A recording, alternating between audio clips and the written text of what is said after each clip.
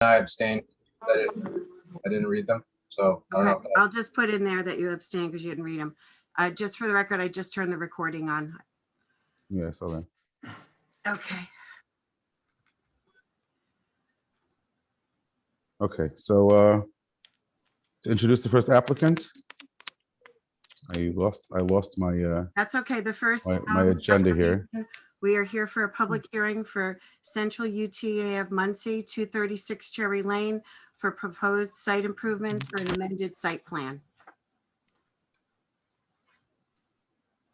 Okay, so who's up first? The applicant.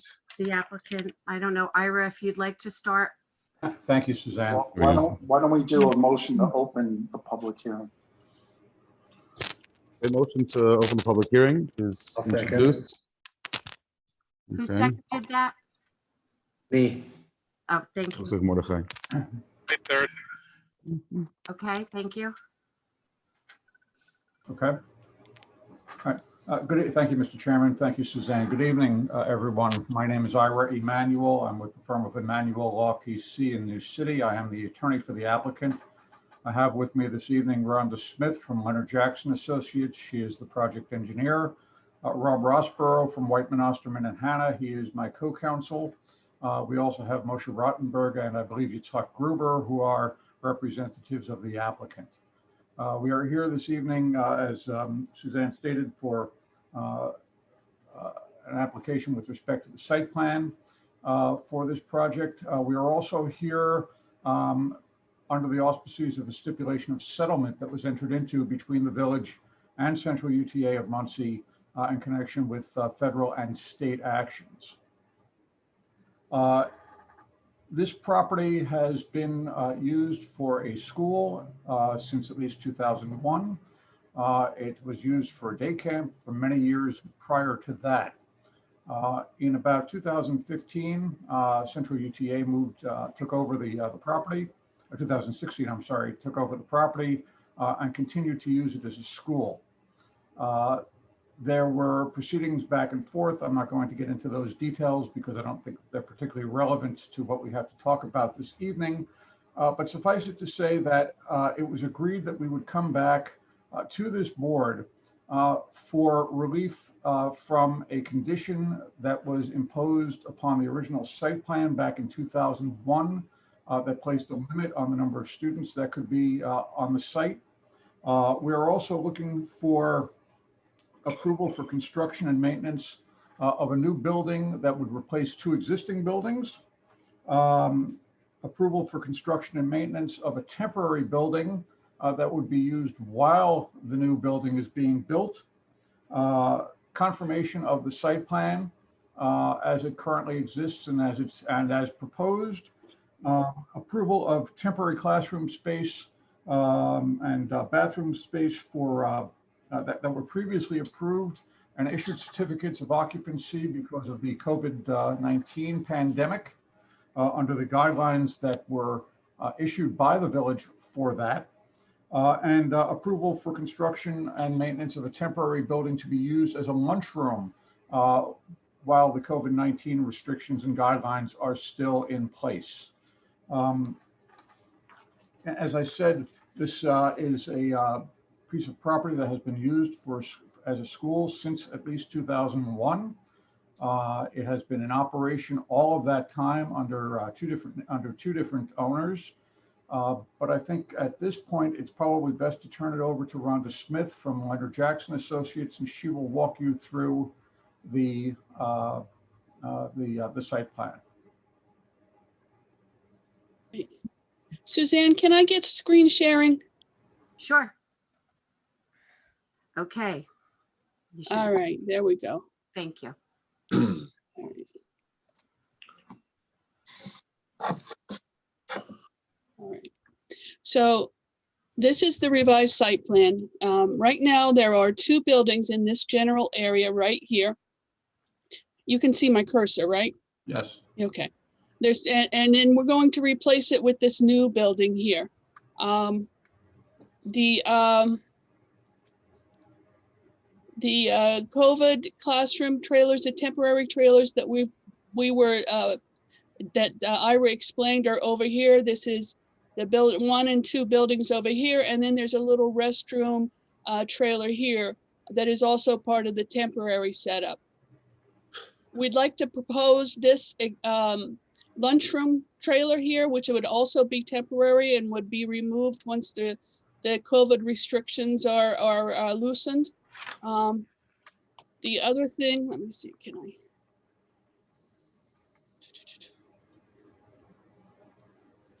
That's too big and that's too small.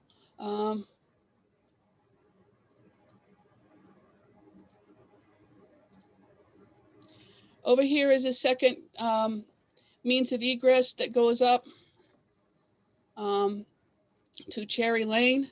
And this is to provide emergency management access to the site so they can get in and out easier with fire trucks if the need should ever be. And it'll also give us better access for the buses to go in and out. So we're looking for a revised site plan to demolish the 2 existing buildings here. Let me see,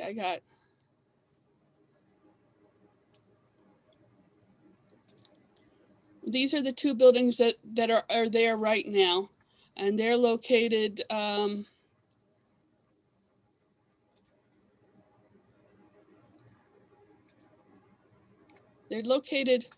right here. You have something in front of what you're screen went sharing. blank.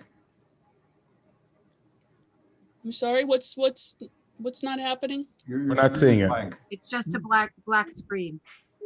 I think you moved something in front of the program you're sharing. Okay. Might be easier just to unshare and reshare. And then Oh, share my your screen sharing is passed. Okay. yes, it's and paused. also No, share the I screen didn't rather pause than- it. It says Uh, I have it on multiple participants can share screen. okay. I've never had that happen. I could just give it another try. There you go. Right here's the 2 existing buildings right here. This is the one long one here. And then there's the little short one here that they use for the office. So we're going to demolish these 2 and replace it with a new building.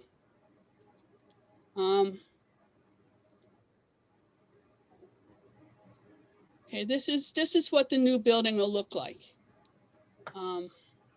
Froze again, something went wrong. Yes, it's black again. I think the reason is because you're sharing Because the I'm changing. program displaying the Oh, there it is. You Yeah, should I be think it's sharing your because I'm screen as a changing whole. screens. I've got to figure out how to change screens. But now it's So going you can to. share I think you can share your desktop.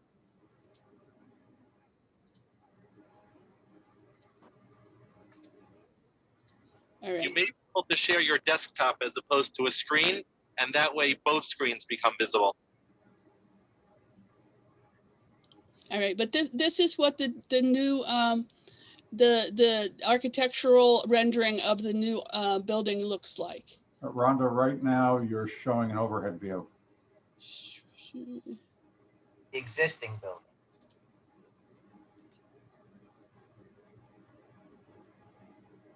I think what you're showing is the 2 temporary classrooms.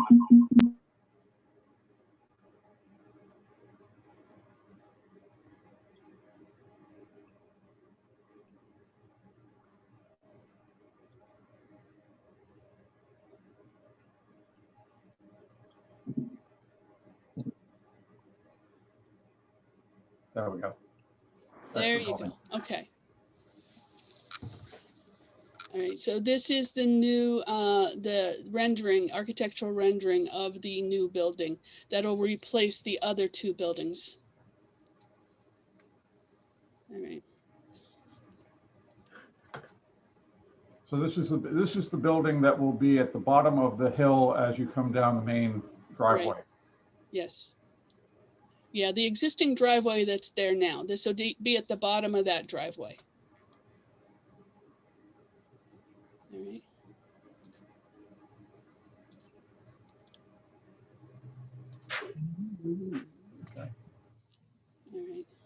This will give you an overview of the full site. This is where the new building will be going right here, and the temporary trailers will be over in this area, right in here. Nope, I'm wrong. This is an existing residence. They'll go over here in this corner. I wasn't going far enough. Breathtaking destination. Wow. All right. Is there anything else I need to cover, Ira? I think that's about it. I don't recall if I mentioned in my introduction that among the things that we are asking for also is relief from the condition limiting the number of students on the site. You did. So that is also requested. It was put forth in the application and in the narrative. And the request is to allow student enrollment up to the population that is permitted according to the state building code and the New York State Education Department for the size of the buildings that we have and that are approved. And that again is also pursuant to that stipulation of settlement. So that's basically the proposal that we're making here. And I know that we've received comments from the village's consultants, and we've received some agency comments. And if the chairman wants to, we can dive into those. Yeah, sure. Let's do that. Okay. Whoever you want to start with, and most of this will be Rhonda.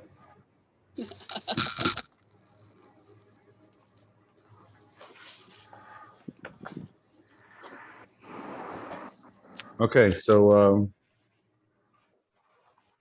any of our professionals want to weigh in?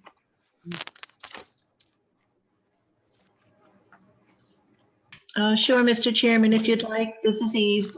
If you'd like, I can start with my letter Sure. for the engineering review. Sure, go ahead. And I believe Ira and Rhonda, you probably had them already, correct? Correct. Yes. Okay, great. So just starting, the letter is dated May 17th. And I've reviewed the last set of plans that we had submitted were last revised 4/22/21. My comments are as follows. I just note now the layout plan once again includes the second access or egress drive onto Cherry Lane. There was a secondary access existing.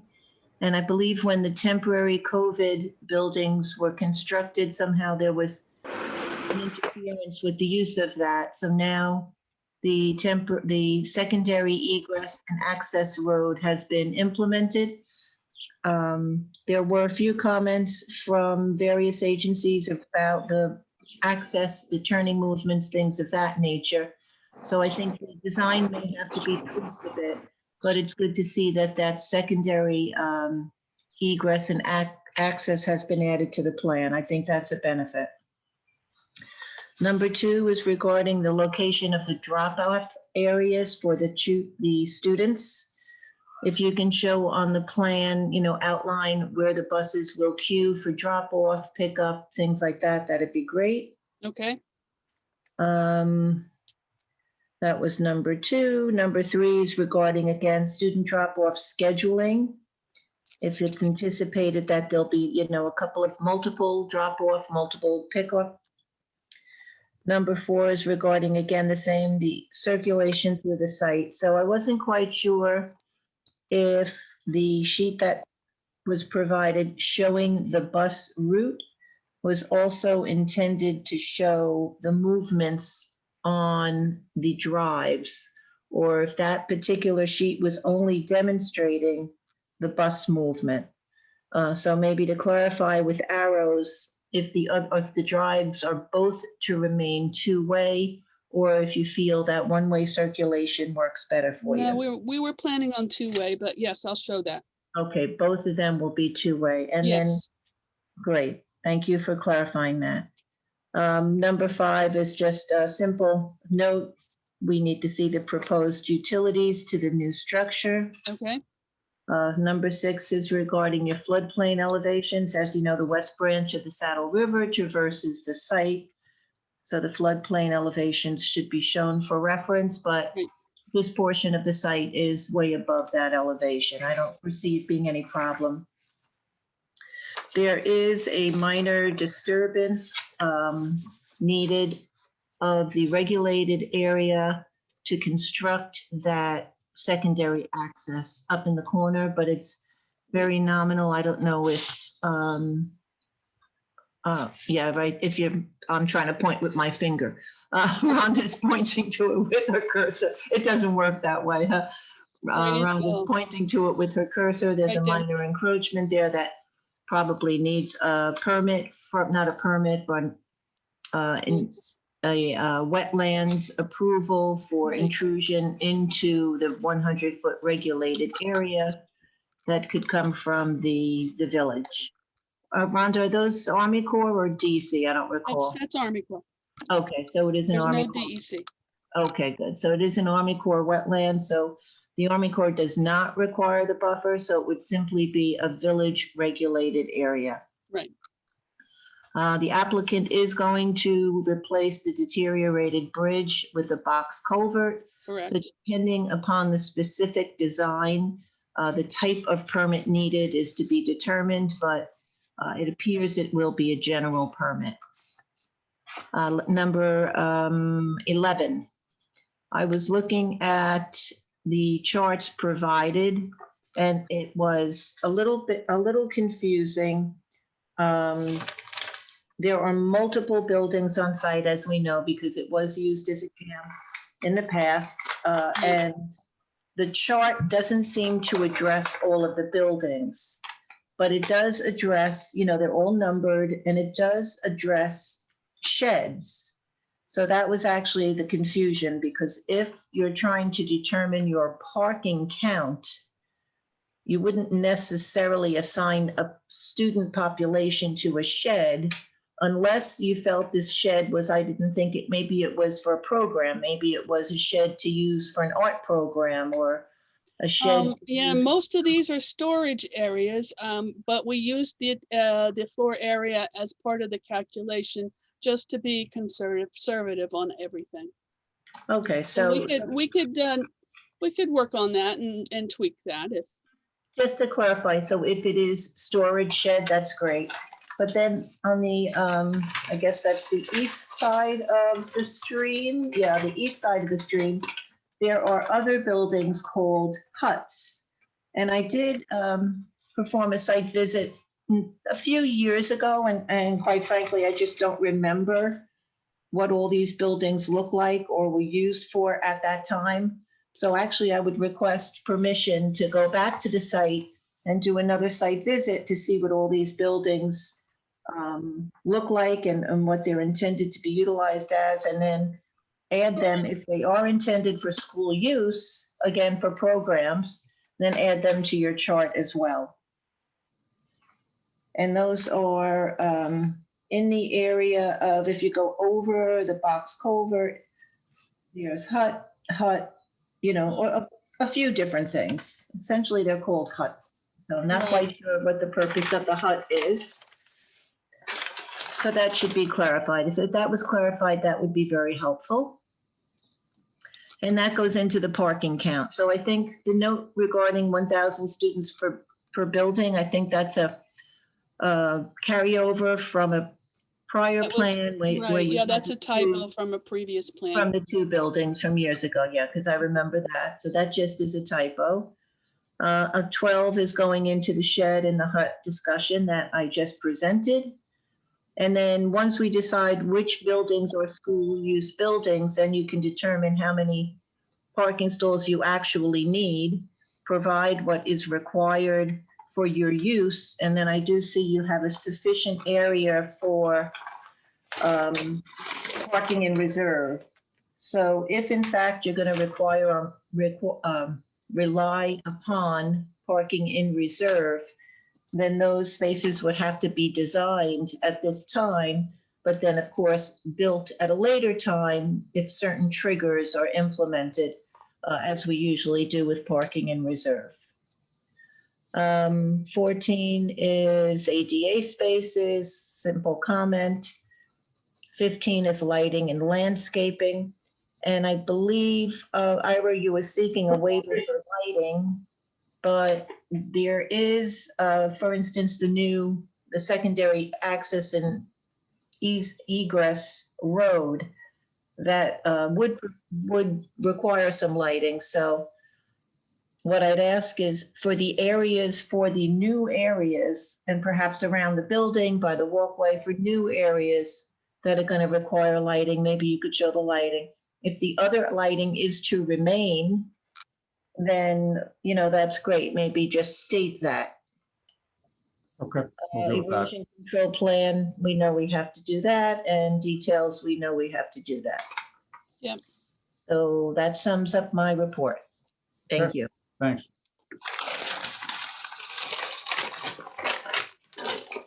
So I can just give a brief description of my report. A number of the items Eve brought up, we also highlighted, but just a couple of things in terms of the overall description of the layouts. I think, again, there's a lot of current structures, and then there's a lot of structures that are proposed to, be replaced. There's temporary, and it's just really trying to explain exactly what is proposed to remain versus what is going to be either removed or amended as part of the site plan. Specifically, one of the things I highlighted was the recreational amenities. How many of those various recreational amenities are proposing to stay versus leave?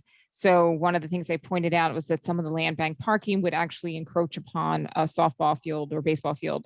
So these are things that we're just asking the applicant to clarify. Also, in terms of like sidewalks and walkways, like to identify all the existing and proposed sidewalks and walkways and dimensions. A couple things with the parking and loading the parking areas and fire access. I think Nelson Pope, our traffic engineer, Osmond Barry, also submitted a review, also having some additional questions about the actual parking lot itself, and also the stacking of the buses. And then a couple other things, the vehicle bridge, as Eve noted, that we need some more information on it, and then we'll be able to determine what types of permitting is required for that. And then also in terms of, we specifically asked for locations of trash enclosures and identifications of ground mechanical and electrical and other utilities, loading areas, as well as any location of outdoor lighting fixtures, especially newer fixtures that are going to go into the place. So I think for the most part, the applicant has received our comments, and I believe that they'll address those. Thank you. Just for the record, we did submit a letter dated May 27th. Granted, that was today, so you probably haven't had an opportunity to take a look at it, but we did respond to the comments from all the consultants that we had received as of that date. So for the most part, we don't have any problem responding to and taking care of the items from NPV, from Brooker, from NNP, from the various other agencies. County Planning Department, that's a different matter.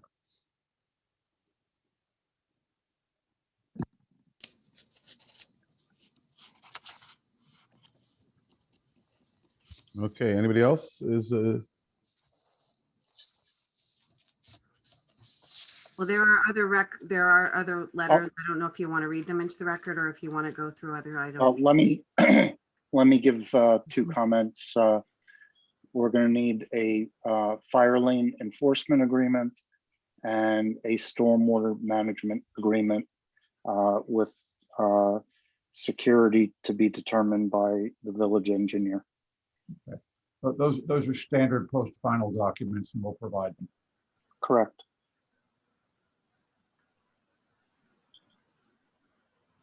Or I can Excuse send me? you the ones I have online for you. Suzanne, may I speak now? No, you're supposed to stay muted. You're not to speak. Not yet. Not yet. They have to open the public hearing and then we'll call on each person. Thank you.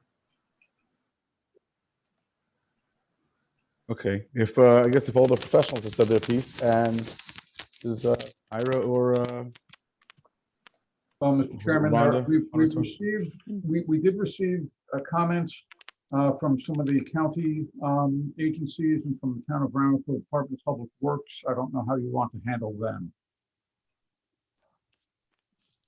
Okay, Dan, I'm gonna ask you to help me out with that one.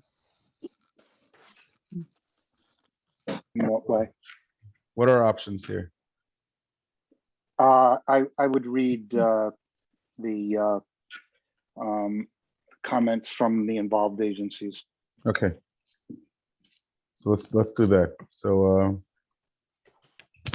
I would also point out if there are, I believe there are requests to waive some of the comments from the GML review. We should discuss that as well, Ira. Sure. Sure. Tell me when you're ready and we'll go for it. okay, go ahead. I'm just having a little trouble with the Zoom. Seeing All who's right. speaking. Fine. So we received a May 14th, actually, before I go into that, if I may, there's one thing that we did not discuss when we went over the site plan. There is a small encroachment of our driveway onto the neighbor's property. This is an encroachment that has been there for 20 some odd years. It is an encroachment. It will be removed. The driveway will be moved away. The land will be restored that's on the neighbor's driveway, and the driveway will be placed in a location that is consistent with the village's requirements. So I want to just put that one to bed as well, that we have no intention of continuing that encroachment. With respect to the County Planning Department, we received a letter dated May 14th, 2021. For the most part, we don't have any real problems with answering it. We did put in a response dated May 26th.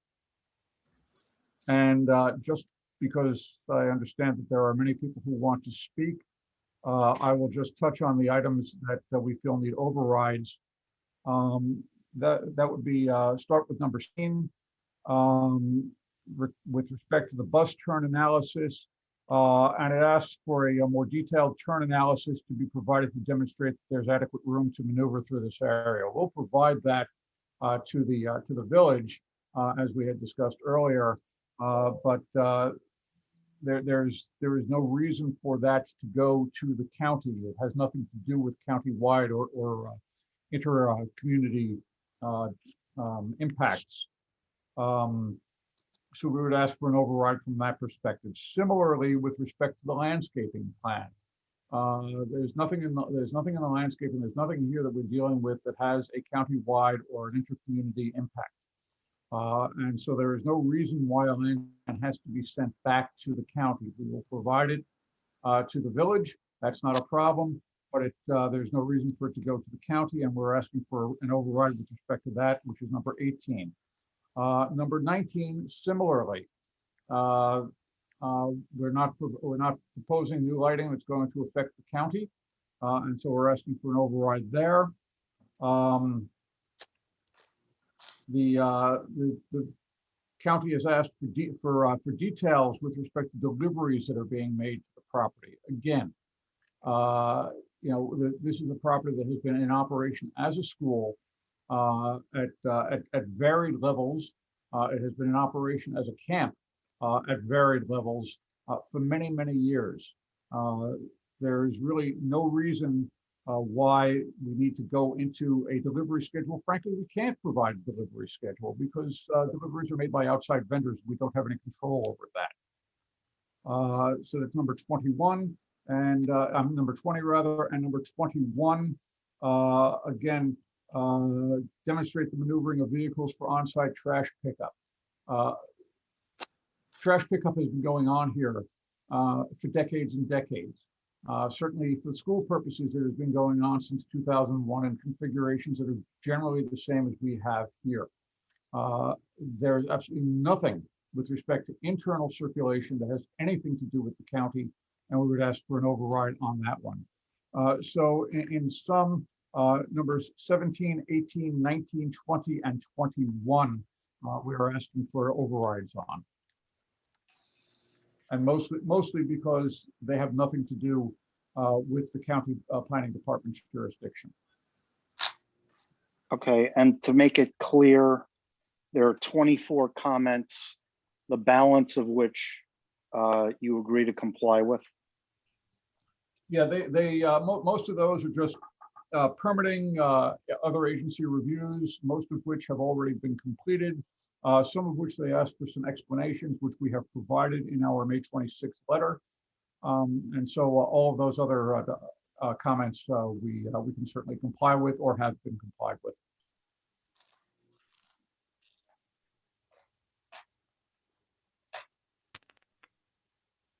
Okay. Do any of the members have any questions? Yeah, I have a couple on, can someone tell me what the student population currently is at the location? I understand that the number is 484. And you're going up to about 898 We are, in that neighborhood. we have the capacity for that based upon, and that is a straight arithmetic determination. And currently today, how do students get to school? Is it bus? They come to school, they all come to school on bus. There are no walkers. There are perhaps occasional parent drop-offs when you have somebody who can't take the bus because of a doctor appointment or something else like that. But on any given day, 98 to 99% of the children are dropped off and picked up by bus. And how many buses are there today? That I don't have that. I don't have that number. Rhonda, do you have that, or Rob? Yeah, Rob had that in his notes. Yes, I believe their March 15th letter describes that.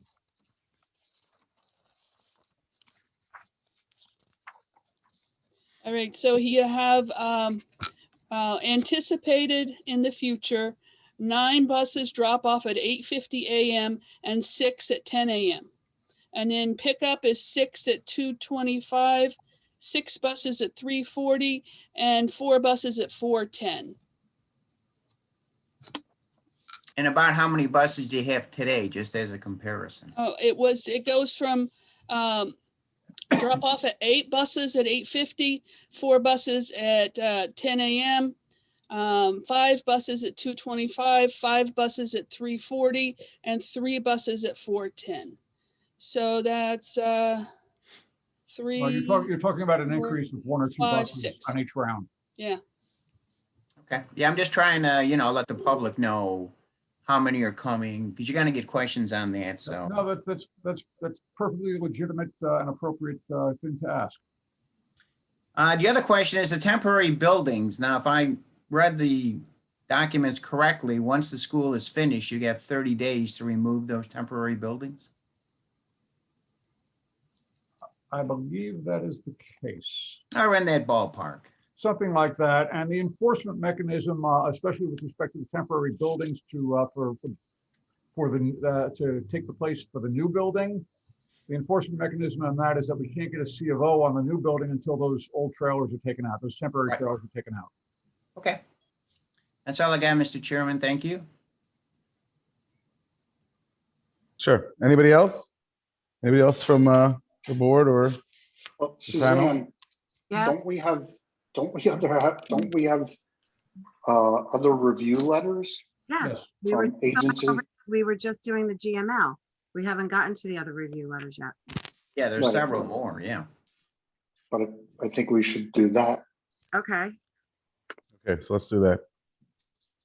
we have, do you want, am I just reading the dates and who they're from? Am I reading them verbatim? How do you want me to do this? Dan? On the review letters, I would read comments that aren't standard comments that we receive in a typical letter. I think So- first, Dan, this is Valerie. Well, Yeah, I think Suzanne's either gonna have to read the comments or not read the comments, or we can make them as part of the record. Just acknowledging that we received them and that they could be Okay. part of the minutes. Right. Jody, are you okay with that? Yes, I'm okay with that.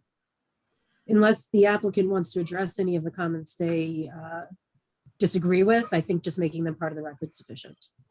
I think that's fine. We did address those in our May 27th letter.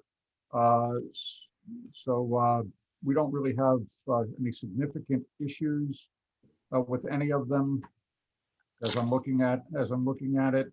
One thing I will say is that subsequent to receiving the Rockland County Highway Department's letter of May 11th, we had a conference with them. They clarified to us what they were looking for, and we are in the process of providing them that information.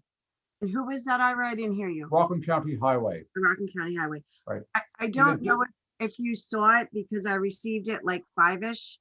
There's a letter that I received today from Rockland County Sewer District number 1. Yes, saw that. Okay, so Saw that. I And I don't know if you had time to review it.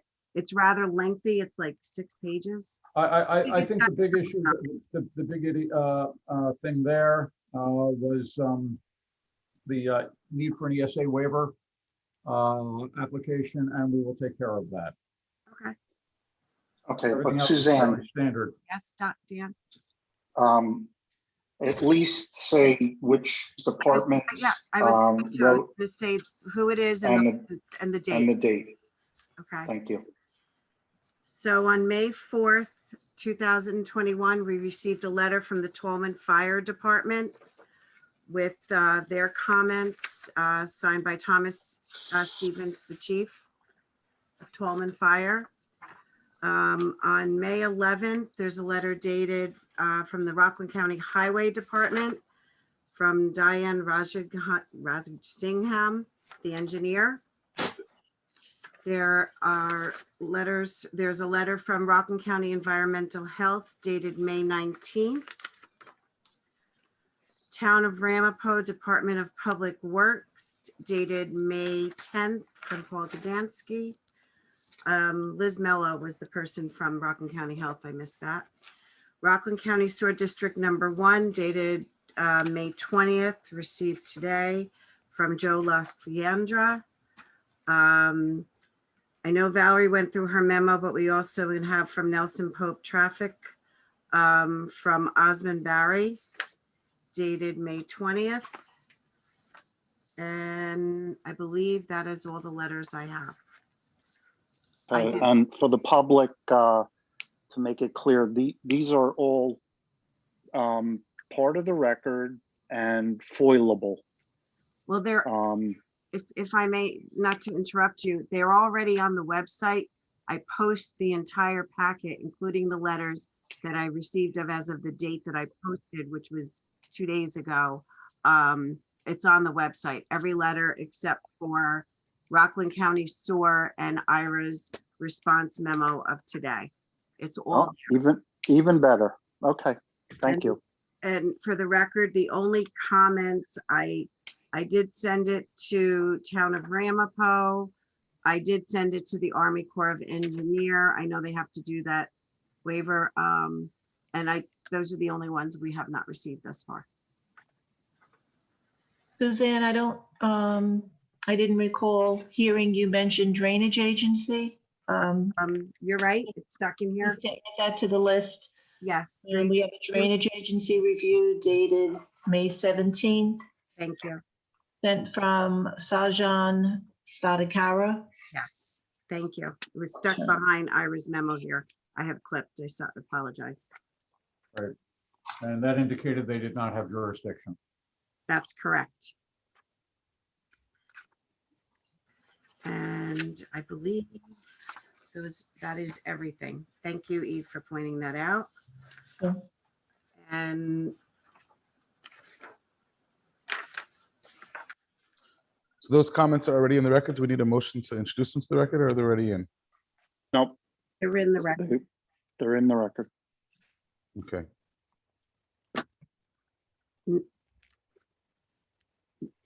When you, Okay. well, we did get a number of emails and letters via email, but we'll talk about that when you open it. From the public. From the public, yes. Well, we did open the public hearing in the beginning, but we did get a number of letters. I don't know if you want me to say who they're from and their date, the date of them. There were more emails coming in as I was signing into Zoom that I could have that may not make it into the record. But what we typically do is when we have a number, we attach them to the end of the minutes when they're posted so that everyone can see everyone's comments. Well, they'll make it into the record. Yes. It's just that, because people can even write after the meeting, and those would also become part of the record. It's only the medical part, so that part is fixed.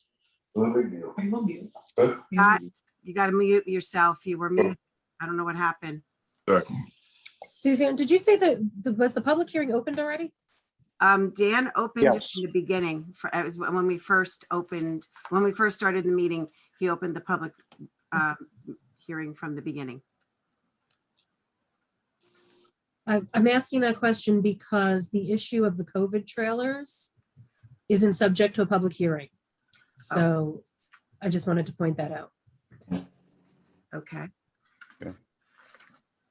Well, but they went far beyond the trailers in their presentation.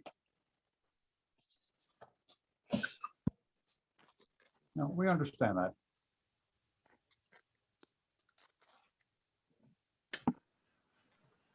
So, Okay, Mr. if Chairman, I think we yeah, might be ready. If the public hearing is already open, does that mean we could just start hearing what people have to say? Roger, can you stop Oh, sharing your screen so I can see everybody? So when they raise their hand, I can call on them, please.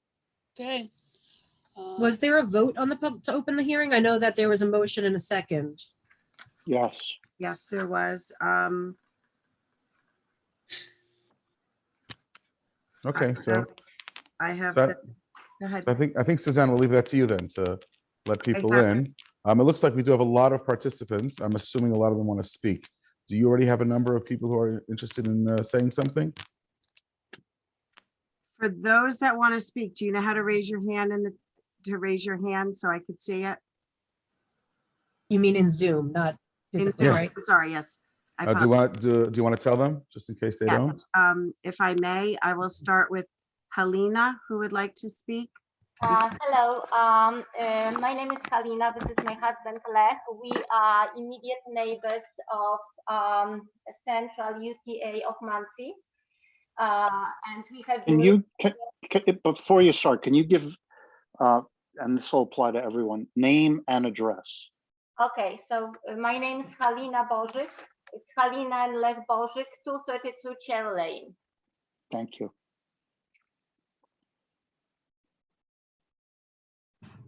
All right. Okay. You can go ahead. So I believe one of our problems was addressed before. I just want to make sure that Mr. Emmanuel was referring to our property. The existing driveway cuts through the southeast corner of our property, and we have brought this to the previous owner's attention and to the current owner's attention, and nothing has been done so far. So we are hoping that since, this big construction is going on, I hope this problem will be remedied as soon as possible. So this is one thing I would like to address. Mr. Emmanuel, were you referring to our property? Generally, we I would generally point we out don't to the members of respond. the public that your questions should be addressed to the board, please.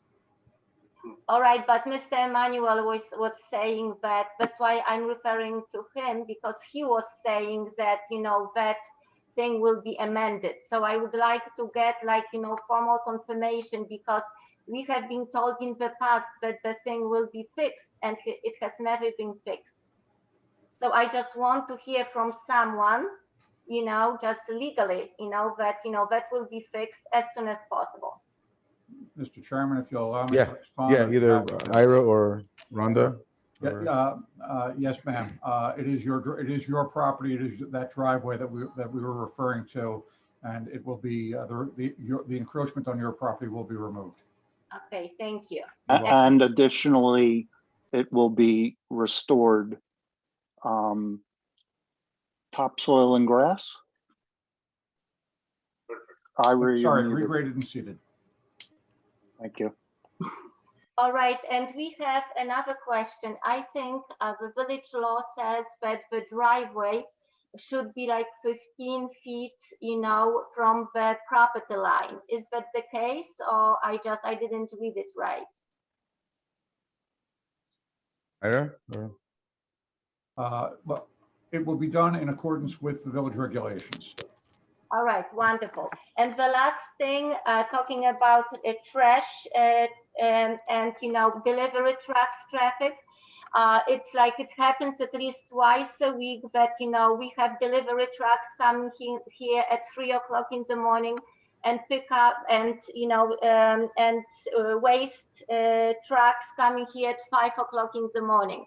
I don't know if this is the case in other residential area, but I think it just like, we pay very high taxes and we deserve a better quality of life here. So I'm just wondering if that problem can be fixed. We can have the client talk to the vendors and talk to the trash collectors about that. and see what Okay, can be I done. would appreciate it greatly. Thank you very much. You're welcome. Thank you. This is Suzanne. When I call on you to speak, you have a limit of 3 minutes because we do have a number of people to speak. I just wanted to recognize that after you give me your name and address, please. I am now going to lower the hand of YT Estate. Go ahead, you can speak. Unmute, to unmute yourself. Hello? Sorry, hold on. Hello? You're unmuted. You're unmuted. Hello? Yes. Hi. Yeah, one sec. Yeah, hi. My name is Joseph Gross. I live 62 North Columbia, Spring Valley, New York, 10977. You hear me? Go ahead. I can hear you. Okay, I would like to make a comment. I'm a parent of the school. I'm addressing the board. I read the paper of the public hearing, what it's all about, and I also watched the whole introduction. I'm just making a comment to the board that the board should focus on what the applicant is asking. The applicant happens to be my school, my kid's school. All the others are legal parts that needs to be entered into documents, but it has nothing to do, meaning to say to vote on this issue today or not. So I'm asking the board, since I'm sure the board the people participants know how long this goes on. It's a long time since this goes on, and I'm asking the board to try to clear up tonight, so the school can move on and could be a better quality for the kids. Any issue what was brought up by any agency or even anybody's bringing up, all of them is existing stuff. As far as I see, as far as they showed on the, when they shared the screen and the plan, nothing of the envelope is really changing. And all the buses is currently going to be the same, and it is what it is for many years. So I'm reminding the board to stay focused on what it was asked for, and try to vote for it tonight so we can move on. The kids to have a better quality of life. Thank you. Thank you. Thank you. Okay, Jamie? Hi, my name's Jamie Rosenblum Amsel. I live at 21 Annette Lane in Suffern. I actually grew up right down the street. My parents are over 30-year residents of 1 East Blossom Road, which actually is right behind the school. And I moved to the area because I love the area, but I can't stand the traffic. My kids are going to be going to Cherry Lane, and I go to work in the morning. I go to bring them to daycare, and it's like I'm in New York City. There is so much traffic. So, and it wasn't like that when I was growing up. So, and there's not more houses. So I don't really know what has changed, except for that school has gotten bigger and bigger and bigger. And unfortunately, Cherry Lane is just, it's not a highway. It's just a 1-lane road. It's not a major highway. And the traffic and the backup has gotten horrific. There's no sidewalk. And my kids can't walk, when I was a kid, I was able to walk to school when I, because I was right down the street. There's no way that my kids are going to safely be able to walk to school. So I have a lot of concerns. A couple more buses. If you're doubling the size of the kids, how are you just getting a couple more buses? And obviously the buses that are coming and going, and the other, maybe kids who miss the bus coming and going, obviously that's going to increase. So if it's a problem now, I really don't understand how doubling it is going to make our quality of life in Airmont, living in this area, any better. I feel like we're going to be pushing out the community, and the community that's using, Cherry Lane. Thank you. Yeah, thank you. I'm going to ask to unmute Tyler Amsel.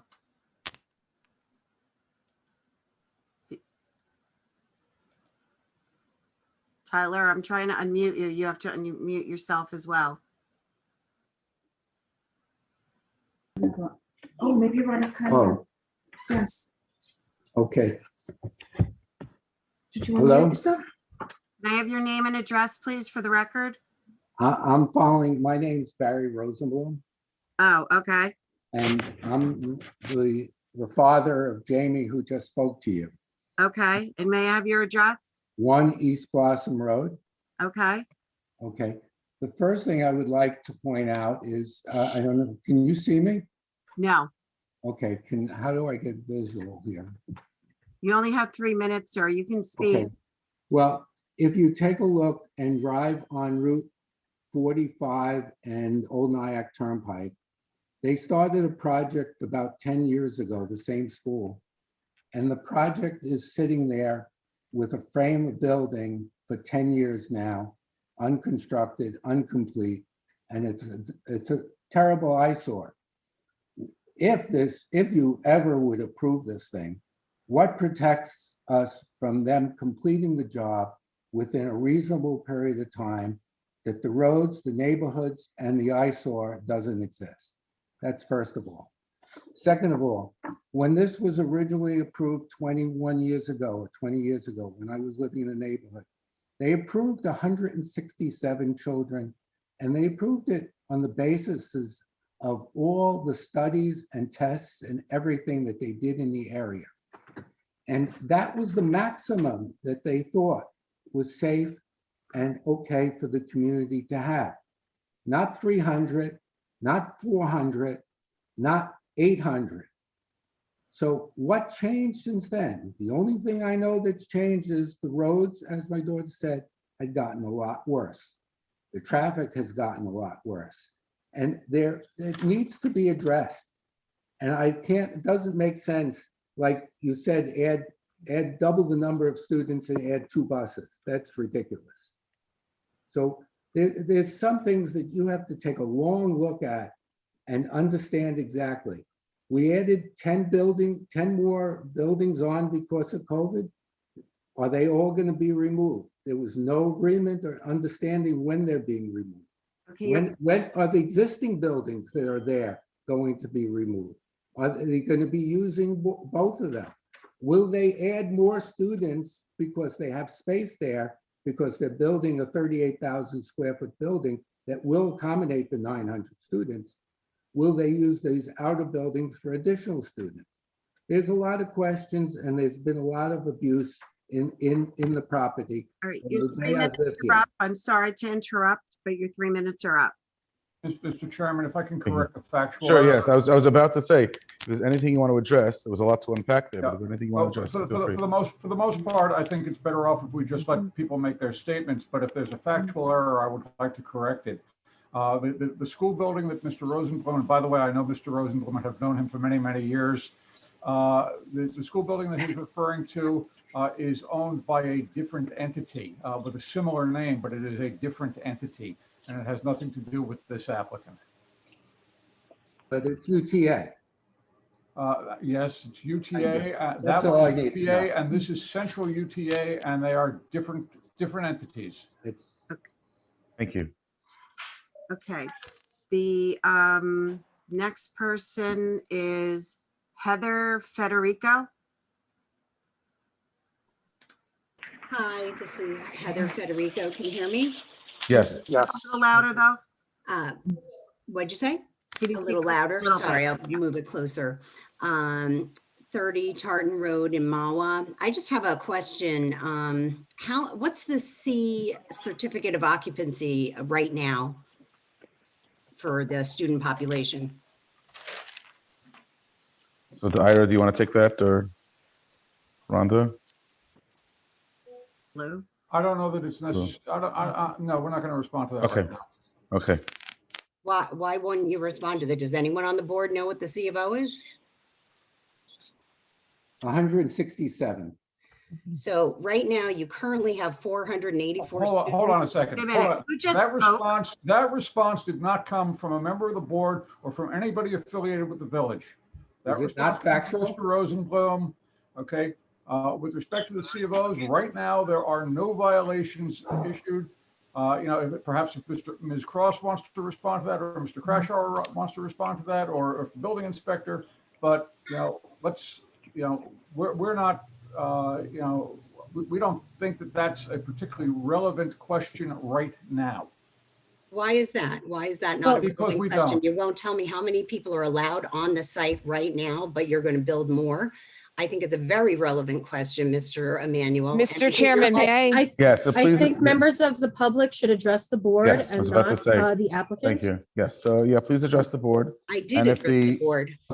Does anyone on the board know how many, what the C of O is right now? So I think I do that- not, but anybody else from the professionals? Or No, the Mr. applicant? Chairman, I think just for clarification for the public, we're taking public comments on the actual project itself.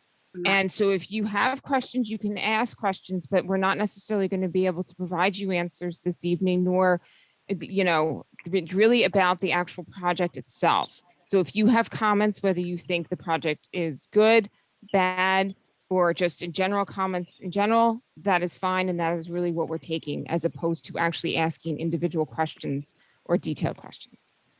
And also, part of the relief that the applicant is seeking is a lifting of that restriction from the early 90s as part of this application. So how many students would that allow eventually when everything's built? So again, your question is addressed to the board. I don't have an answer, and Well, if it's allowed 15 square foot per child per classroom, it looks like it could be more like 15,000 children. And I'm just asking, is that how big this project is going to get? Or are we sticking to the 800 and something that they're saying? 898. 898, right, okay. It looks that this could be a much, much, much bigger population. So I'm just curious if anybody knows the answer. Is that why you're asking for the population to be lifted? okay, so go ahead. The applicant is asking for specifically the population to be dictated by what is required based on New York State Building Code. Okay, so it probably could be about 15,000. That's, if that's what it looks like. Okay, and I'm just curious that you need 13 buses for 484 children. That seems like a lot of buses. Hello? Okay, I'm gonna have to thank her for her comment. I think we should move Yeah, on. yes. Unless there's anybody wants to respond or answer. The next the next public hearing person would be Dan Finley. I'm unmuting you. Hi, this is Dan Finley. I live on Oratam Road in Airmont, New York. And my first comment is, I would think that you guys should be able to address Heather's questions. To just hide behind the fact that these are comments, I think is absurd. All of these questions affect everybody here. So my next question is, on this project, what is the proximity to Cherry Brook that this project will be taking? How Again, close, how close? I to don't have Cherry- the answer to that question. If anyone wants to weigh in, they have the, Here's my have comment. the prerogative. I live downstream. I live on Oritam Road. I own Upper Oritam Lake. Over the last 10 years, Upper Oritam Lake has gone from 7 feet deep to 1 foot deep with all the construction upstream. I'm going to have to get the DEC and DEP involved here. It is compromising a wildlife habitat. It's not acceptable. Okay, thank you. Thank you. The next person is Lai Haring. I hope I'm saying it right. Lai Haring, NG.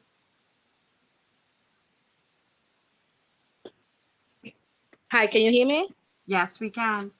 Yes, my name is Lai Ha Eng. I live at 4 Young Court, right behind East Blossom. And I've been a resident of Airmont for 15 years. My kid grew up in Cherry Lanes. And 2 summers ago, when I joined my kid to the camp, and I was on Cherry Lanes, and that time's maybe a lot less students in there, but around 3 or 4 o'clock, somebody had to block the traffic and let the bus come out first before we can drive through. So I was stuck in the traffic for 15 or 20 minutes every day.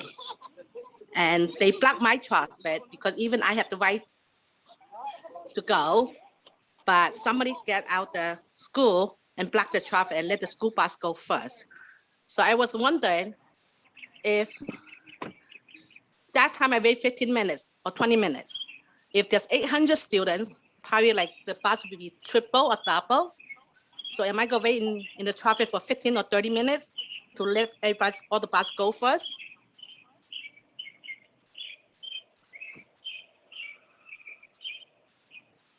Who's got a bird? I know, I hear a bird too. I don't know where that's coming from. Okay, so thank you for your comment again. Anyone's welcome to answer if there was, they feel they I should just want to know, respond. like, is the Cherry Lane people have the right to go or the bus go first before the Cherry Lane? I think that was a rhetorical question. That's a good point, but thank you. Okay, the next person is John. Yes, good Can we evening. have the bird turned off? I think the bird is trying to tell us to stop cutting down all the trees. I'm trying to figure out who's not muted that might have it. It's a phone number, Suzanne. It's Yeah. 1-845-659-6792. Yes, I just did that. Thank you. Okay, John, go ahead. Your name and address for the record. My name is Charlene Graff, and I live at 20 Heather Drive, Airmont, New York. I want to echo some of the comments on the traffic on Cherry Lane and particularly how it is handled at the school. I'd also urge the board to take a look at that proposed entry onto Cherry Lane. It looks like it lines up directly with Heather Drive. Unless you're planning to put a stoplight or significant traffic stop in that area, I think that is, quite frankly, a recipe for disaster. I've lived here for over 30 years. And the traffic in this particular corridor is extremely dangerous. There's excessive speeds and illegal turns that make it very, very dangerous. I urge the board to really consider moving that particular entryway so that it does not line up directly with Heather Drive. Also, and I apologize, I've been unable to find everything on the website, but to make sure that with this increased number of students, the sewer systems in the area are already fairly well stressed. To make sure that that has been appropriately addressed, I'll look back at your website to see if I can find any EIS that was done, because I did not see that. I apologize for that, but I do want to make sure that the board has looked at that type of stressing on our infrastructure. Okay, thank you. Okay, the next person is phone number 845-659-6792. The bird person. You want to speak? Hi, can you hear me? Yes, we can. Hi, my name is Joel Gross. I live on 82 Smith Hill Road, Airmont, New York. I live here already for almost 4 years, I believe. And must say, love the place, love the village, love everything we do. And I actually sent my kids to the Central UTA school. And I was very excited when they purchased the 22-acre lot to do the school for the girls, because I figured such a big property, it'll be able to contain the school and nothing will be here outside, and we'll be able to maintain the tranquility that Airmont offers to all its people that live here. And I was like so dismayed when I saw that they kept being blocked from doing stuff that they could do as of right. And I understand that, you know, some people don't like buses, some people don't like other stuff. But still, if as of right and they're trying to comply with everything that they need to, there's no normal reason why it should be kept on being declined and everything. So I'm really hoping that they're going to get the approval that they need to. Thank you. Okay, the next person is Dana Meehan, excuse me. Hi, this is Danielle Meehan. I'm just using my daughter Dana Meehan's phone.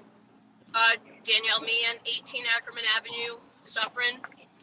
I am the president of the Airmont chapter of Citizens United to Protect Our Neighborhoods, otherwise known as Coupon Airmont. Coupon does not support this school in this location.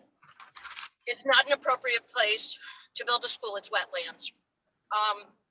It's unfortunate. It's my understanding that a school is desperately needed, but it's just not an appropriate place for it. You know, real estate is all about location, and this is the wrong location for this. I did send a very long letter. I'm not going to bore everybody, but just Coupon does not support this unless it's going to be dramatically scaled down to more around 150 students. Thank you. Thank you. Thank you. Thank you. And your letter was received and will be part of the record, Ms. Meehan. The next person is Yehuda Zorga. Hi, Suzanne. Hi, Yehuda, how are you? Okay, I just want to make clear before I speak that I'm not speaking on behalf of the village. I'm speaking as a resident in the village and a parent of two little twin boys attending this specific school. So there were certain questions brought up. One of them was, how do you need so many buses for this amount of students currently enrolled in the school? I was a bus transportation manager for 8 years for a school that had 7,000 kids in Brooklyn. School bus amounts is based off the areas, how far spread out the children being picked up live. So if that answers the questions and concerns of those people. And number two, as a resident that lives and drives in Christmas Hill 2 or 3 times a day, every single day, especially throughout the summer, and watch the dangerous situations created by the day camp and by the Cherry Lane Public School. And I have not heard many or most of those same people speaking out against this project saying one word about that and about the fact that hundreds of children being bused into Cherry Lane Elementary that do not live in Airmont, and that is not a concern of anyone. As a parent and as a resident, I'm asking the board to approve and not to continue pushing this project, which has been pushed for years, and to do the right thing and approve it. And these children attending this school deserve the quality of life children attending any school does. And I commend the school for spending the millions of dollars to buying a property of 23 acres to do the right thing and for wanting to do it the right way. So I hope the board takes all that into consideration and votes to approve this application. Thank you. Thank Thank you. Suzanne, I see that someone who's waiting to speak, I think spoke already. Yes, Is there a policy about that? I was going to not go to him because he's already spoken. I was going to go to the other people first. Okay, thanks. Thank you for noticing that as well. I'm going to ask phone number 845 425 9234. They could speak. Hello? Yeah, hello. Hi. Hi, Hi. Okay, so my name is Chaya Wertzberger, and I live on Laura Drive, which is around the corner. I live here for about 12 years. Very proud resident of Earmont and a very proud parent of a few children attending the school. And I do know that the school always does everything they can to comply with all the rules and regulations that the village has put forth. And I feel that we should actually be proud to have a school that caters to the diverse neighborhood that we have become. And this school really does everything they can to produce wonderful members of society that we really should be proud of.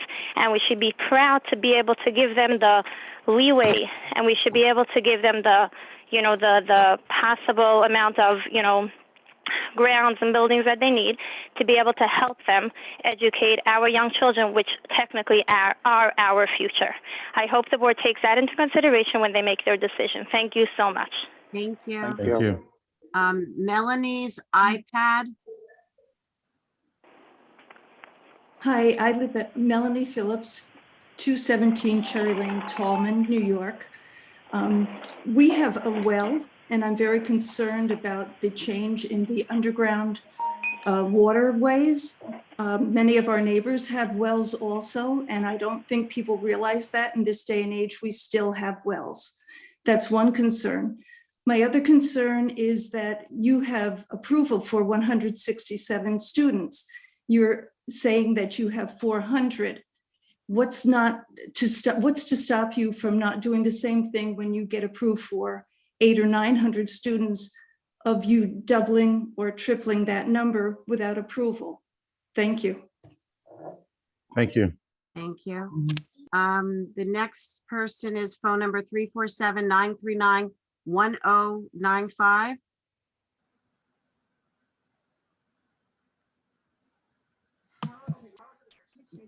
I asked you to unmute phone number 1095 if you'd like to speak. Hi. Okay? Hi, can you hear me? Yes, we can. Yes. Hi, my name is Goldie Klein. I'm an Earmont resident for 4 years. I live at 114 Short Road. I have children who attend the boys' school of this particular school. I don't have girls, but I am an avid walker. I do a lot of walking, and I walk specifically on Cherry Lane to the 59, going to Walmart, coming back. Whoever knows me is aware of this fact. It's a fact that is well known. I have never encountered, and I walk during all times of the day, like it could be early morning, like 6, 7, 8, any time of day, or in the afternoon. I have never encountered a situation where the buses posed a hazardous traffic condition to the residents.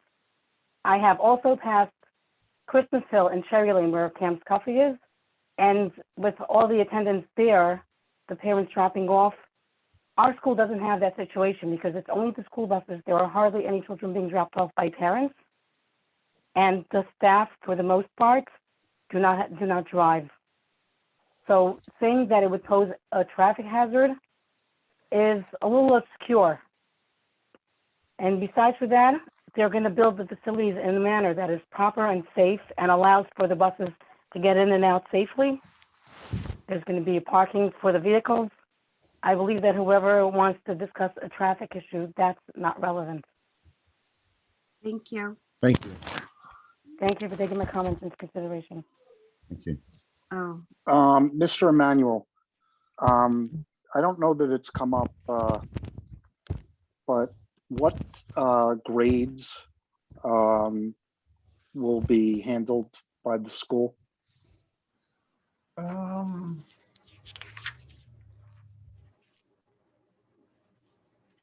looking that up. I'm sorry. Rhonda, do you have that off the top of your head? you're muted, Rhonda.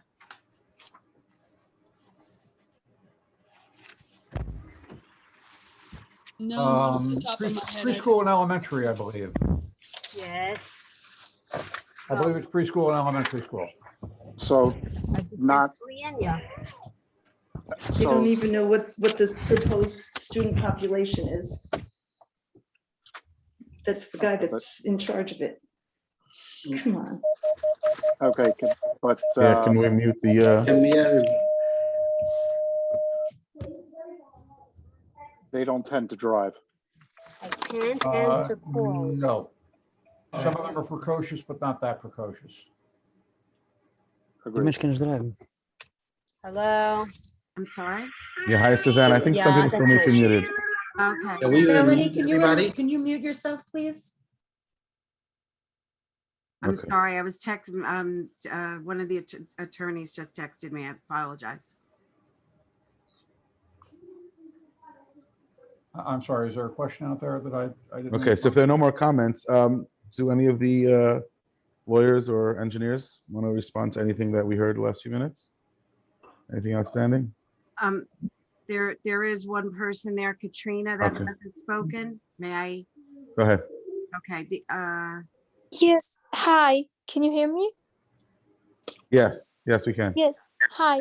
I'm a resident of Airmont since year 2001, and I have been experiencing a lot of and I guess all of the residents that the taxes are drastically rising.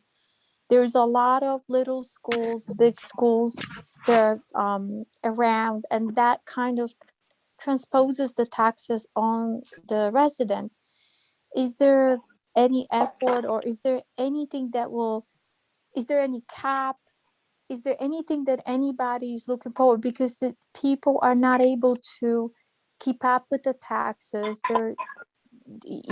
It's just, is there any concern for residents to think about where is there structures that are being built or things that are tax-free? That when is there a cap that we can just stop at certain point, because it's not going to be sustainable even in the long run? Thank you. Okay, thank you. Thank you so much. I think we have one more, Suzanne. okay. Melissa Rosenblum. Yo, I need to talk. Oh, who is speaking? 3433. Oh, I didn't see you raise your hand. I'm sorry. No, I don't have a, All right, I'm not can you wait, sir? And then I will let, after Yes. Melissa Rosenblum, thank you. No problem. I'm Melissa Rosenblum. I live at 1 East Blossom Road. My property abuts this property for the school. And some years ago, when they were in construction for a terrace, they damaged the sewer opening at the school. And I had 4 feet of raw sewage in my downstairs of my high ranch. I had to move out. Our family had to move out for a week. It was a cost of $32,000. And I feel that our infrastructure really cannot tolerate this kind of burden. If you're talking about putting another 1,000 people there, because you're going to have staff and you're going to have faculty and you're going to have 900 students, you're putting a small city on a very, very delicate property. And our infrastructure cannot do it. The other thing that I'm very, very is the amount of traffic on Cherry. It frequently backs up trying to get to 59 now with your 400 students. I can be waiting at Phillips Drive for 3 or 4 lights before I get to 59 because I am behind 6 or 7 buses. So you're just going to double the buses and we're not going to be able to move in this neighborhood.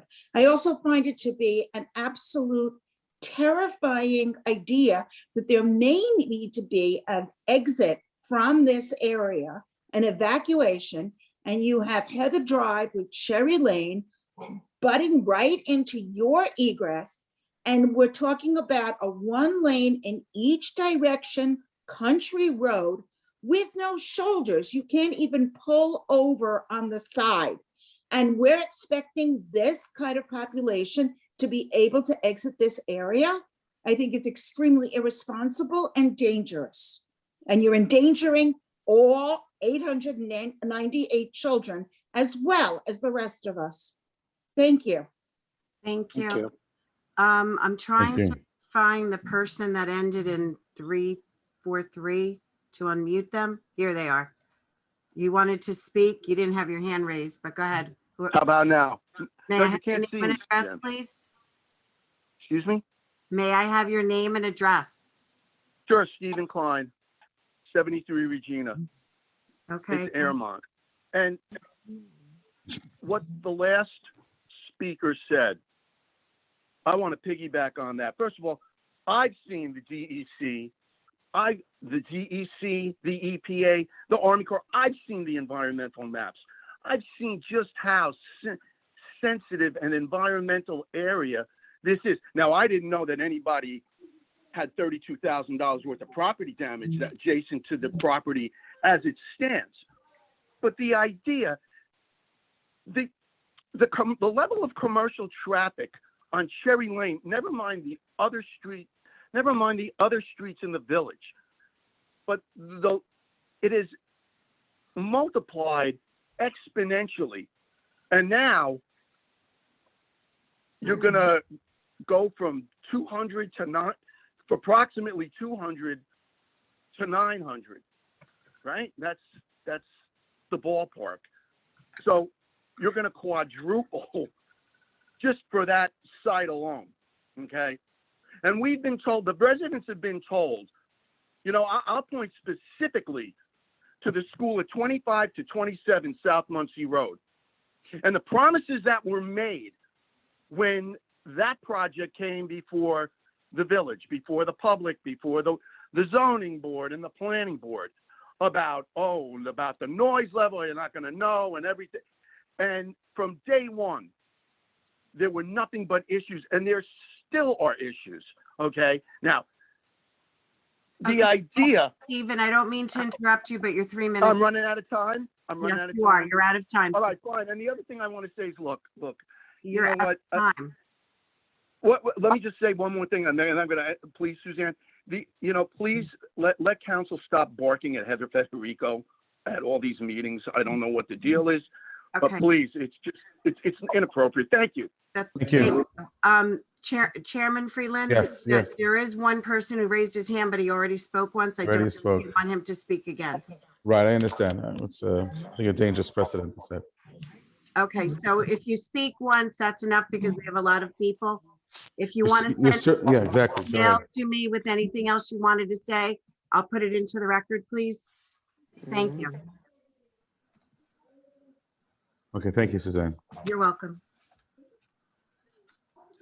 Okay, so if that's it, again, just since some of the questions that were addressed to the board may be answered by some of the lawyers, the engineers, if they want to speak up now, they can. Can you hear me? Yes, we can hear you. Now's your chance. Otherwise,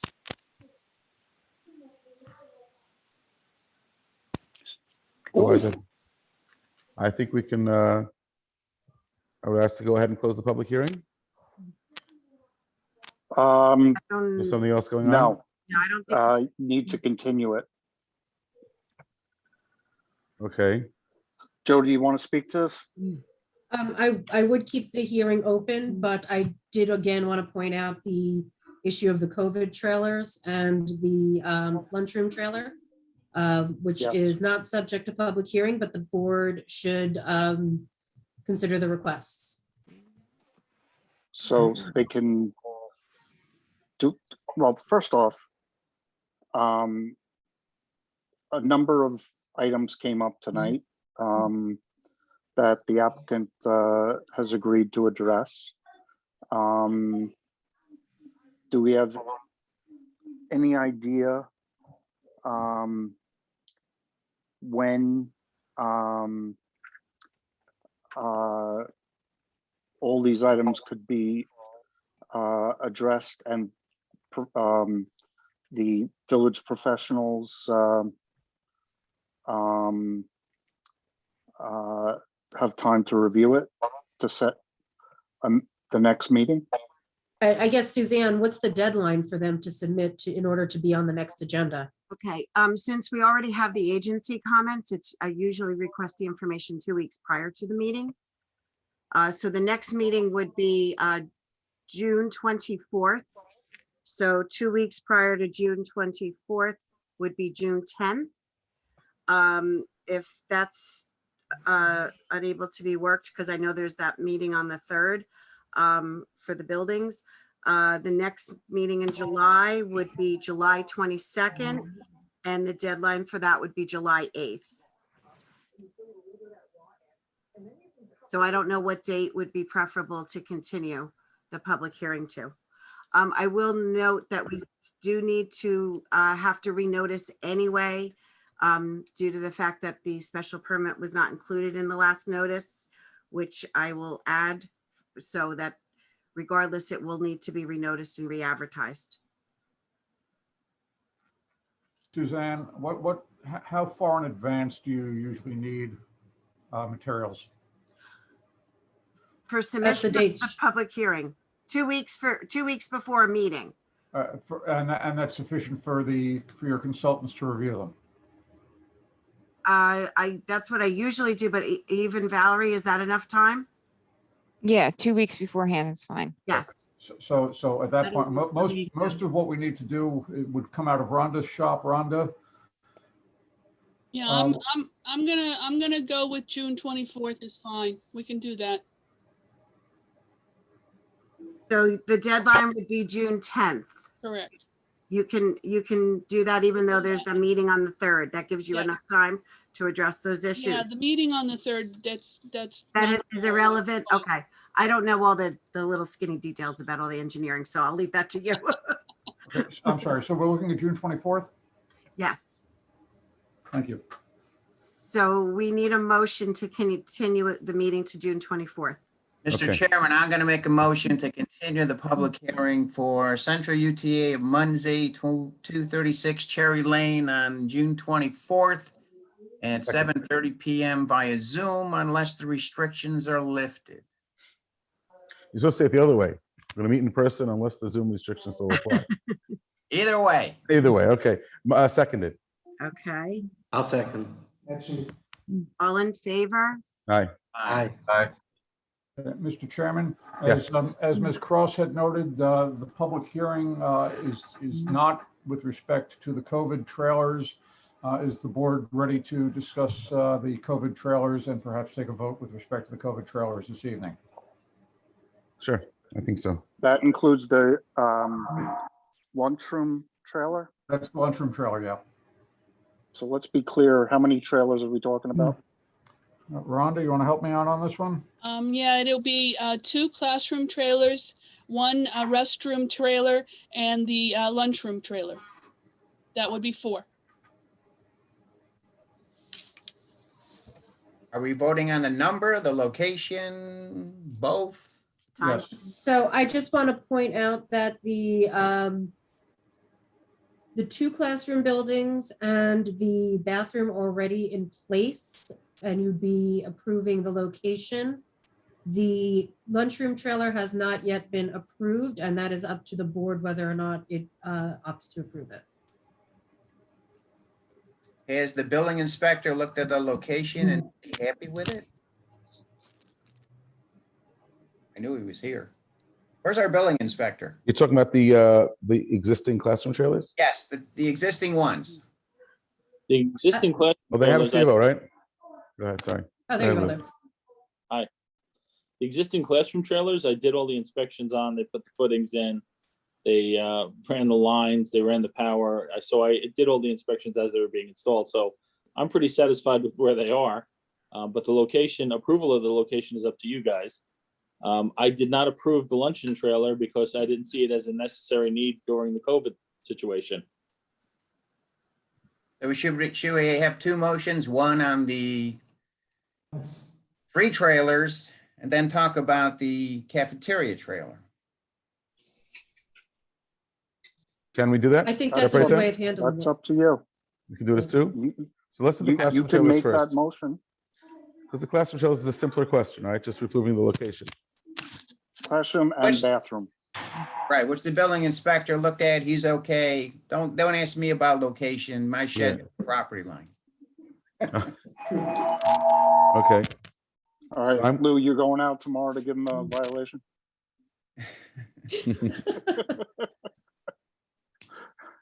Okay. Any comments from the board members on everyone's okay with the location of the 2 classrooms? Yeah, I have nothing on the location. I'm okay with that. Rest- Yeah, I'm okay with it. Yeah, no Everyone's good? All right, then I'll make a motion to approve the 2 classroom trailers and the restroom trailers that are currently in place. For Where located?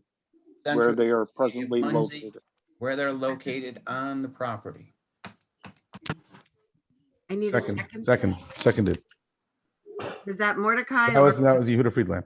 Okay, thank you. Yehuda. All in favor? Any opposed? None. Now, what about the cafeteria? Do we feel they need a cafeteria trailer at this particular time with all the restrictions being lifted, it looks like? So again, there are two other trailers under discussion or one? One, the One. cafeteria trailer, Just one. just one. Okay. So again, I would maybe turn to Mr. Emmanuel or so. Yeah, there's a lot of feedback noise. Yeah, But yeah, go ahead. Figure out where that's coming from. I'm going to mute myself, but yeah, maybe speak to that a little bit. Can we hear from Lou maybe on a little more background into the cafeteria or the kitchen? Because if I understood it correctly, you felt there was no current need for that. So I'm just Well, curious. there is it's not a kitchen trailer, it's a cafeteria trailer, a lunchroom trailer. It's similar in construction to the classroom trailers. It's just a big open room. So there is currently an area that's being used as the cafeteria on the property already. So I didn't think they would need an additional cafeteria area. And during most COVID restrictions, the children were restricted to the classroom rather than having them commingle in the cafeteria area. They were eating lunch in the classroom. So that's one reason I didn't think that they would need a cafeteria trailer. Thank you. Ironically, with the easing of restrictions, the need for the cafeteria trailer actually becomes greater. Because when they were previously confined to the classrooms, they were confined to the classrooms. Now that they can move around a little bit, we can have them into the cafeteria. We can have them eat lunch in the cafeteria, but we can't have we still can't have the full capacity that we would normally have. We still have to have more separation, and that's the reason why we're asking for the cafeteria trailer.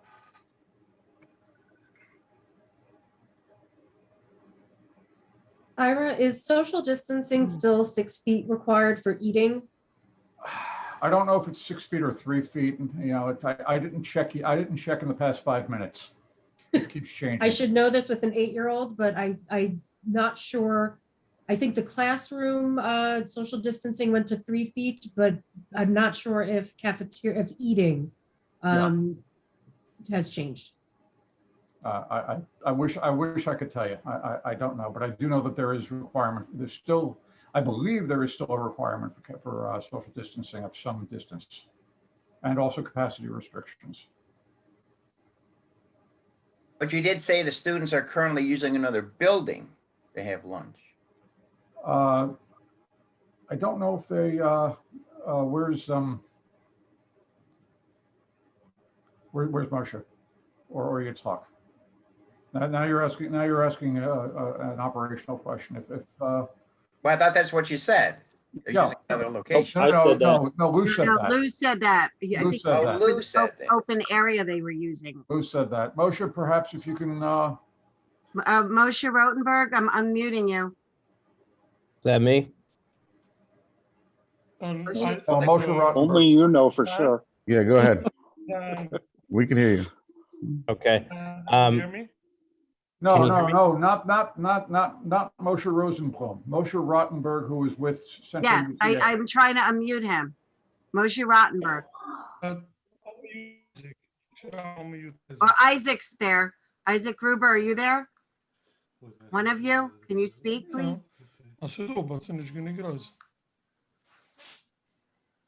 Can you unmute Isaac? I'm trying to find him. Hold on, sorry. It looks like he's unmuted. He's Isaac is unmuted. unmuted. He's already unmuted. Gotta speak. Isaac, can you Hello, can you do help you hear us me out, now? please? Yeah, now we can. There you are. Do you hear me now? Yes. Yes, we do. Hear me? Yes, thank you. Area which we're using on the property, but as discussed before, it's not 100% the capacity because of the restrictions. It's not big enough to have all the kids with the social distancing. Sorry, you cut out. Can you just say the last sentence again? We do have some place where the kids eat, but because of the restrictions and they're going to eat together, it's not big enough to comply with all the social distancing. So what do you do today? What we have to eat in different shifts. Which we would try not to do because it changes the whole classroom configurations as with teachers and with timings.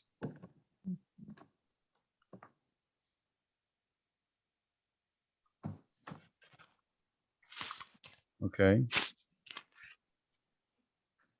I guess the board needs to be comfortable with the fact that it's something that is in fact needed for social distancing in order to serve the existing capacity of the existing student body. And I'll point out again that the stipulation of settlement and the conditions are that these trailers are not for the purpose of expanding the enrollment, just serving the current enrollment and social distancing. Okay, now just to that point, maybe Ira can speak to how long, if we would approve it, how long will we be approving it for? Well, you said it's a temporary trailer, right? Sure.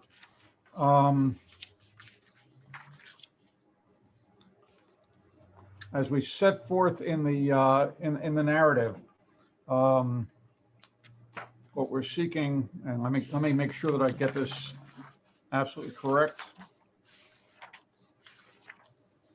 If I can get to my narrative.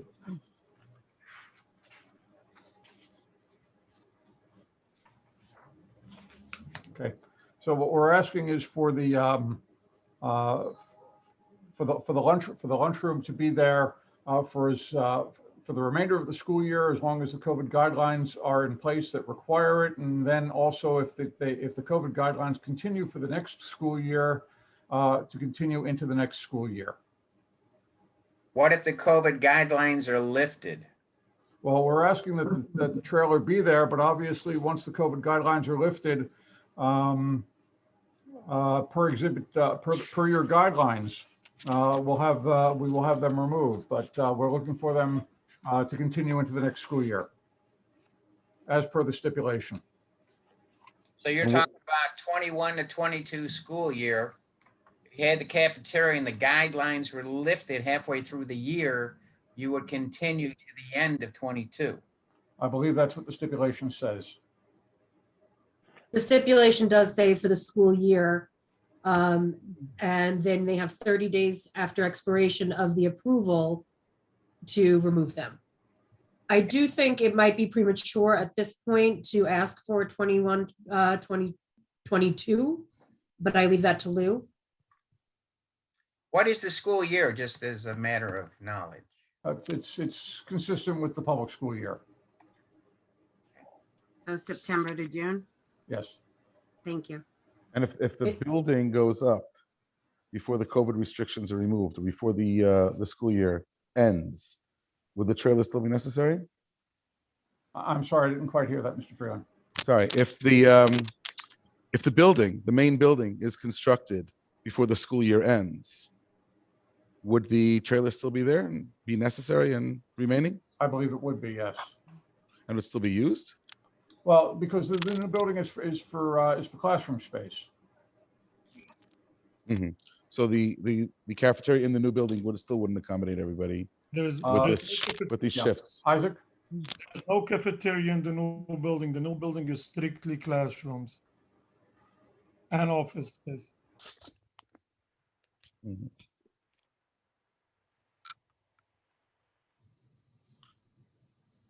So going back to Jody's point, we would approve, if we do approve, it would be just for this school year, and then they would need a reapproval or renewal for the next school year? Excuse me. The stipulation sets forth that they need to certify the need for the next school year. And Ira, so it only goes to June. I thought it was a year-round operation. No, I don't believe so. Okay. In which case, prior to, so if your approval goes through September, I believe, right, maybe in August, you should be requesting based on what the guidelines are then, because they change every day. We don't know what the guidelines are going to be for the school year of 21-22. Well, perhaps another way to handle this would be to authorize the trailers for the balance of this school year, because those guidelines are probably, we're almost at the end of this school year. And then to authorize Lou to make a determination with respect to next school year. That way we have some idea of what we're doing. I agree that the board can vote on whether or not to authorize for the rest of the school year. I think this is something that Lou can determine the continuation of, rather than having to return back to the board, but I will defer to the board and Lou on that. Right. By the way, I've just been advised that there is summer school for 2 months. Which So month? there is school operation through There the is school summer. operation during the summer. My apologies. All summer? 2 months. 2 months during the summer, I'm told. So all summer, basically. So does that Okay, affect the I expiration of just- the trailers? I'm on the CDC website. Mitigation strategies for all school meal distribution models. And it says, being in close contact within 6 feet with others who do not live in the same household as you, including coworkers, other school staff, or volunteers, students, and families of students that are being picked up that are picking up school meals. And that, So it is 6 feet still, Dan? yep, that's what it says. Okay, thank you for Good that. to know. Just for some clarification, the current CO on the school trailers expires December of 2021. I knew the school went from September to September, so I gave them a few extra months. Okay. I see that Rob Rossborough is here. He may be able to provide some additional clarification. Yeah, I was just going to confirm what Dan has just said. I have Department of Health regulations or guidance for schools that was updated as of April 9th. That still says, so long as the children are physically distanced while eating, that is still required for in-person school operations. So that's part of the reason why we are requesting the COVID lunchroom, because that guidance is still in place right now, although the classroom guidance has been lessened, the school eating guidance has not.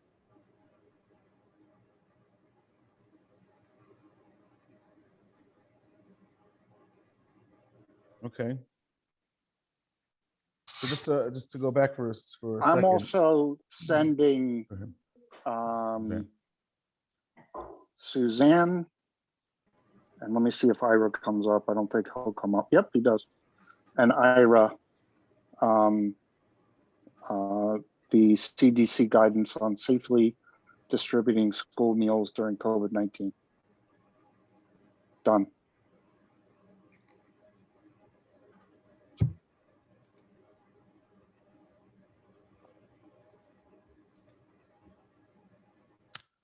So, Mr. Chairman, going back to I your was question. just to reiterate what I was asking before.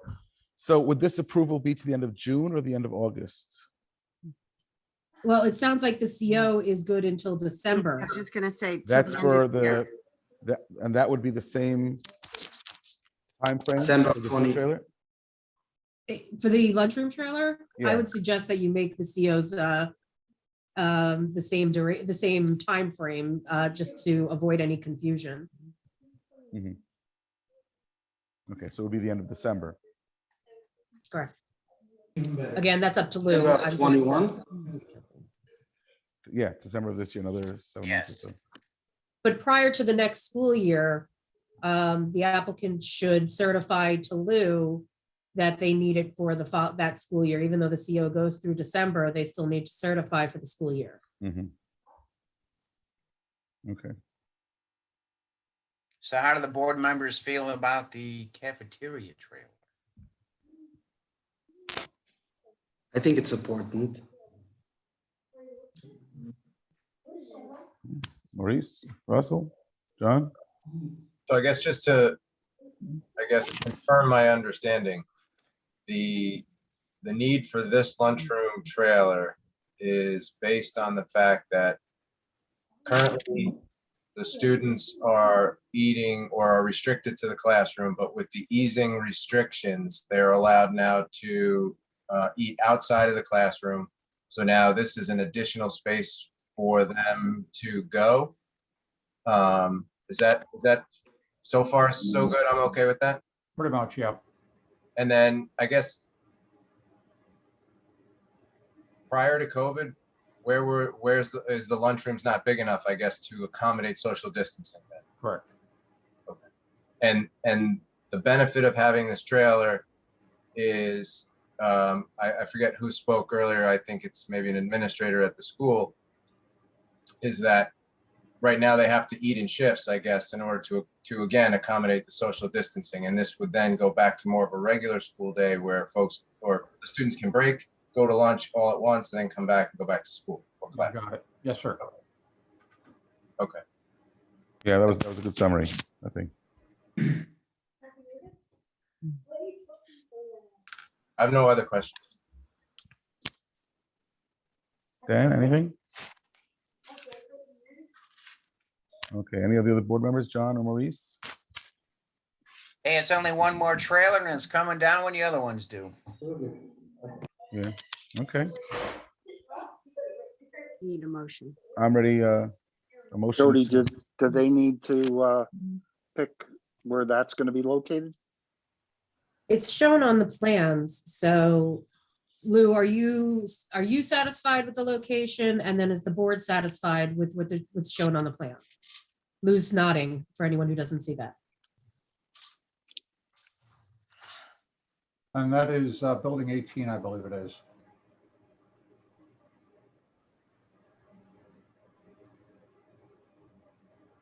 I see you. I think it's right in the same vicinity as the other trailers, correct? Right. It's We up saw in it the, before, up at right? that north end.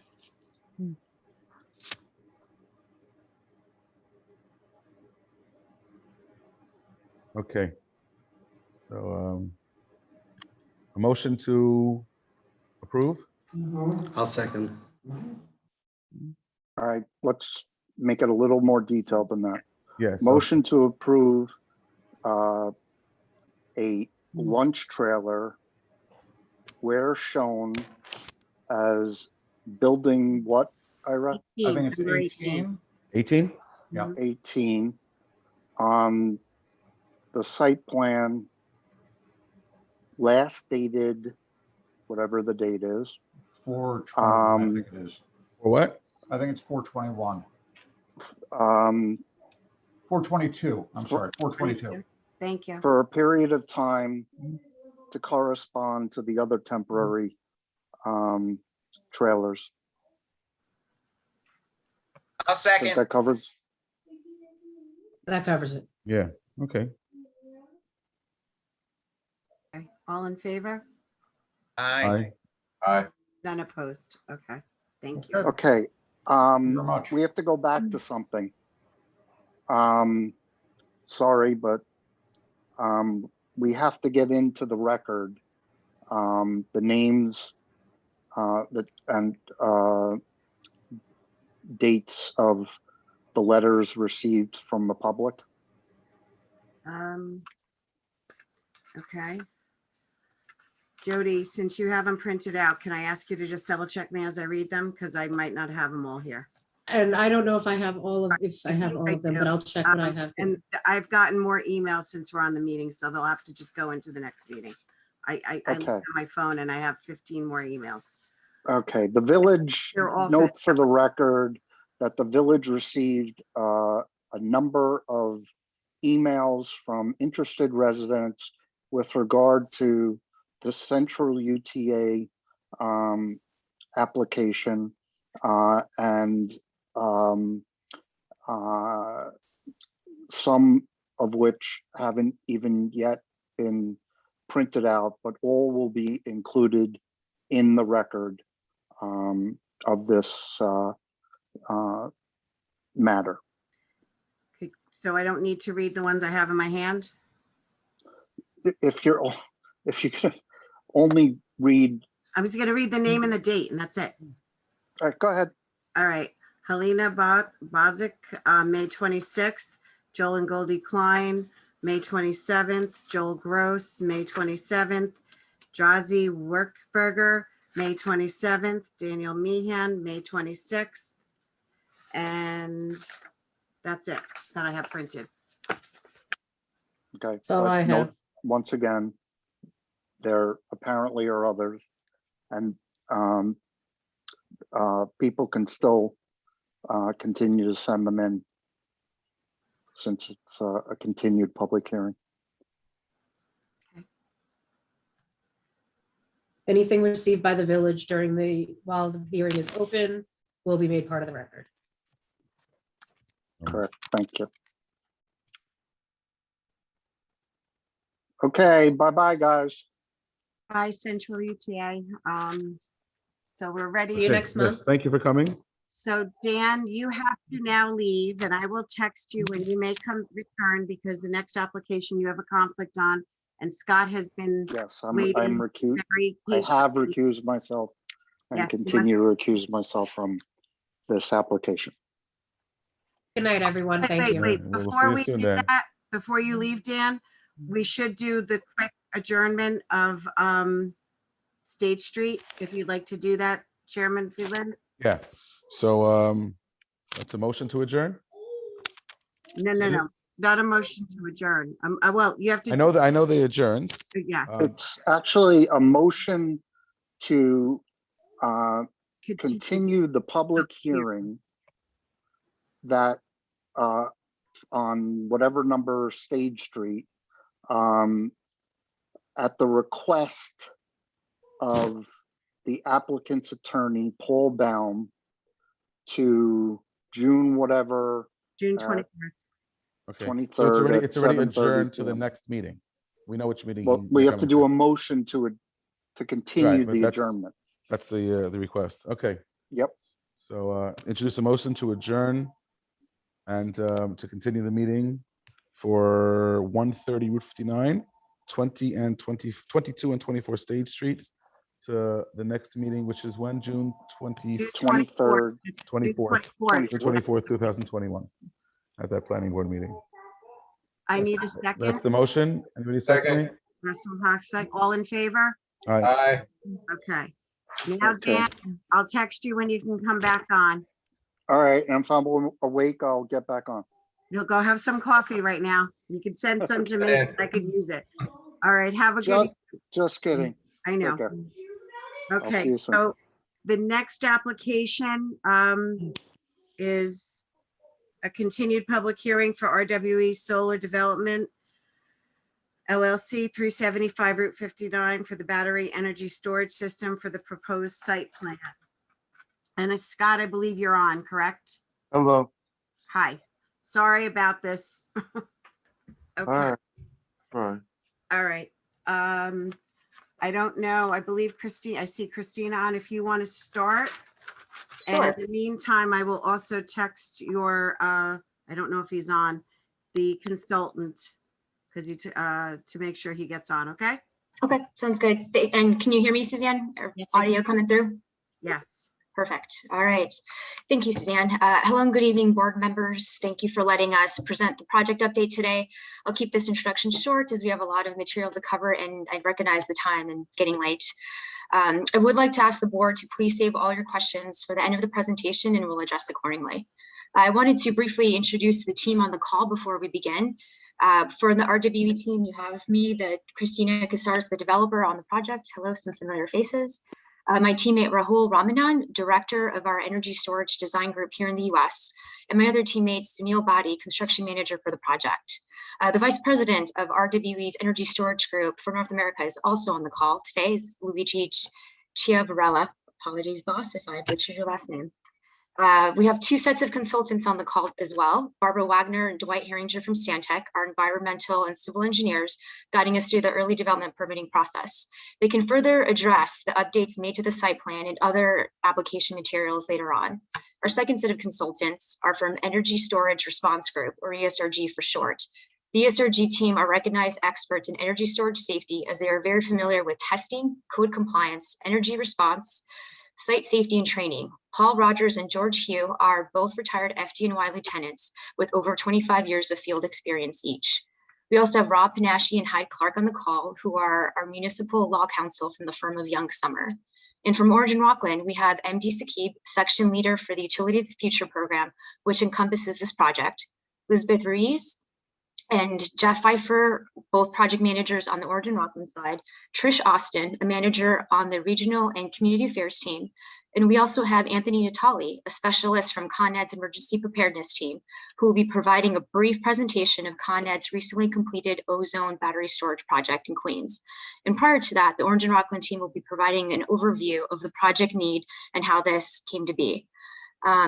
Let me share my screen. Suzanne, do I have sharing rights? Wanted to make sure I could. Yes, you do. share. Perfect. Yes.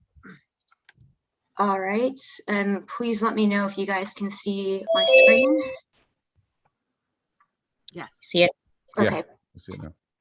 Up on the screen is a copy of the architectural rendering that we presented last week and was approved at last week's Architectural Review Committee meeting. To summarize our filing, the proposed project involves the construction of a new battery storage system, or BESS is the most common acronym, at 375 Route 59 in the village. This is a rendering of what the facility will look like once it's built. The electric grid that serves the village has reached capacity and no longer meets local energy demands, especially during peak times. The project is needed to supplement the substations located in the area by releasing energy during peak demand times and recharging and storing itself when the demand is low. RGB last presented the Airmont battery project to the board members at the planning board meeting in February. In that meeting, the board requested that a third-party consultant familiar with energy storage systems conduct a peer review of the project, as the village did not contain that expertise in-house. The village hired Spark Fire Protection Engineering to review our project. The village provided a copy of Spark's report for our review last week. We appreciate the opportunity to have reviewed the findings and have provided our feedback to the village. Spark did not object, or in summary, Spark did not object to having the project move forward through the permitting process, with the stipulation that the items noted in the report are addressed prior to building permit issuance. Several items identified are not needed for site plan approval at this time and will be provided at a later time at either the construction plan approval stage and or the commissioning/operational stage. The two other items briefly to note since you last heard this project are that we've compacted the footprint of the project at the request of the board and further increased the setback and landscape buffer to this on the south side of the project. We can go into further detail on that update should you want to discuss. We also met with the Tallman Fire Department and District over the past several months to coordinate on fire safety related matters. In early April, the Fire District and Department submitted a letter to the Planning and Zoning Boards saying that their concerns have been addressed and that they did not object to the project moving forward in the planning and zoning processes. So with that, and again, this is just a copy. Oh, excuse me, I've been moving this all down and I didn't even realize.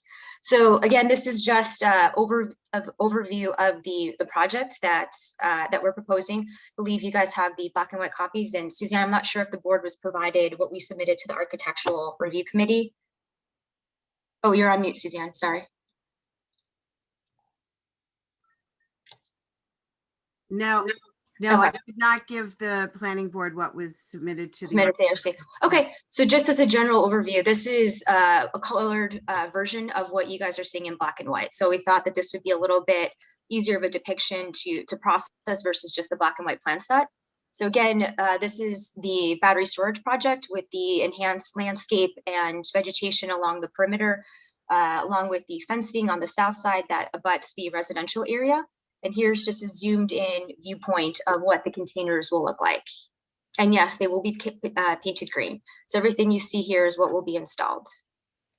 And at this time, I'd like to pass it over to Elizabeth from Orange and Rockland to explain more of the background of the project and the need. So good evening, everyone. Good to see your faces again. My name is Elizabeth Ruiz. I'm the project manager from ONR that's executing this non-wires alternative project in the village of Vermont. So I'm going to spend the next few minutes talking about the need for this project and why we have requested the services of RWE to come in and build this project and request site approval from this. So in our service territory, there are certain areas that are experiencing load growth, which means just higher electric usage due to development. ONR as a utility has a responsibility to ensure that it can safely and reliably provide service and support that increased load. So we basically got to make sure that your lights are on at all times. Now, in this area specifically, the load is projected to increase at a rate about 4 times faster than in the rest of the service territory. So it's quite significant.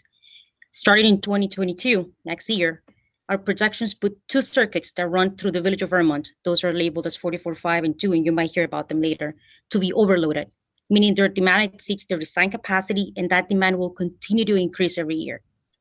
So we're in this project to ensure that the local distribution circuits, they stay within their operating parameters and of course avoid any failure of equipment at the substation and any cascading failure that would jeopardize the power distribution in the area. Now, at the same time, we have this electric need. At the same time, we have targets that are set out by the state, which they really become rules to us as utilities. So New York State is looking to deploy 3,000 megawatts of energy storage by 2030. This is part of the CLCPA, which I'm sure you've heard about. And this is in turn part of a bigger effort to give space for renewable resources and to decarbonize the grid by 2040. So this is where the battery comes in. This is going to be providing that additional electric capacity to support the growth and to do this using our existing electrical infrastructure. So without the need to upgrade any equipment in the substation or any wires that run through this town. And at the same time, we're going to be compliant with the CLCPL goals as well. Now, why this location? I know you asked about this last time.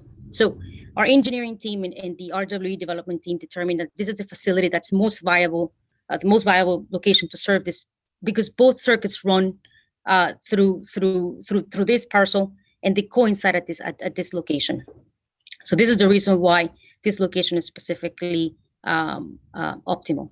Now, it's a quick and effective way to increase reliability in the local distribution grid without spending a lot of money in this existing substation and distribution infrastructure.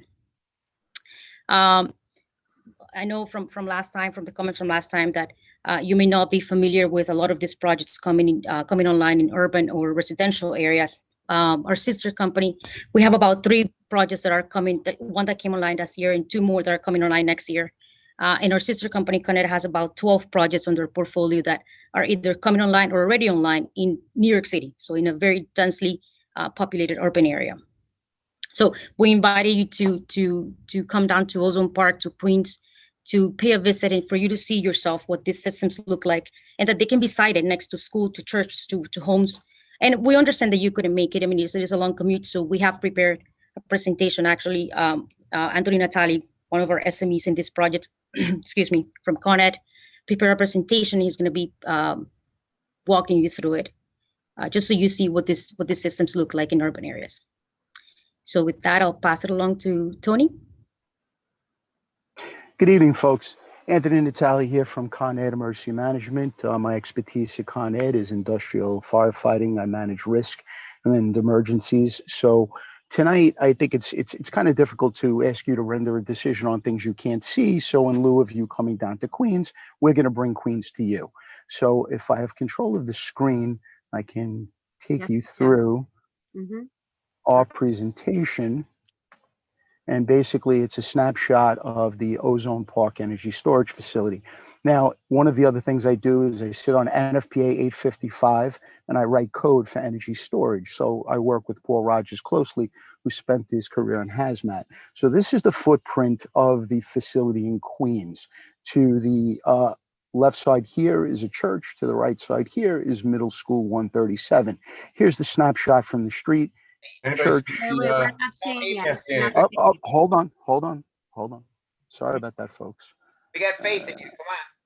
Ha ha ha. Thank you so much. I do appreciate that. All right, let's see.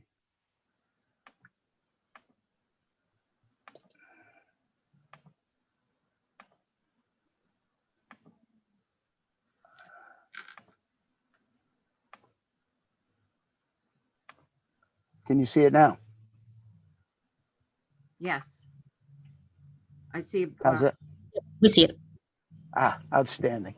Okay, so at the end of the day, this is what we wanted to walk you through is the facility, the surroundings, and some of the particulars from the facility. So essentially, this is what you're looking at. Elevated rail to the right. On the lower side, the south side of the screen, you're going to see Middle School 37. The north side of the screen is the church and bowling alley. Here's a shot from the street.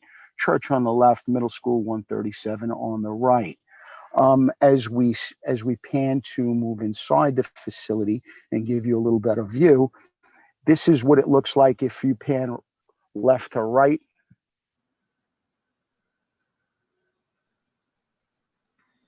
So these are the containers. So we have 8 battery storage containers and 1 BMS container. So at the end of the day, this facility went into play in basically 2017. Here's the fire department connection that supplies all of the trailers in the facility for the water-based fire protection system. This is located on both sides.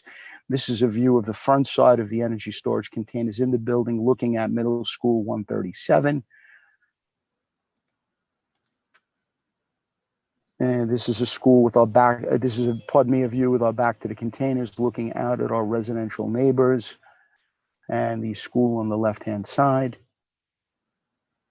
And this is a shot of the school panning around toward the containers and a shot of the exposure force side of the church. And this is the pan view looking out toward the residential community, the containers, and the back of the property adjacent to the train station.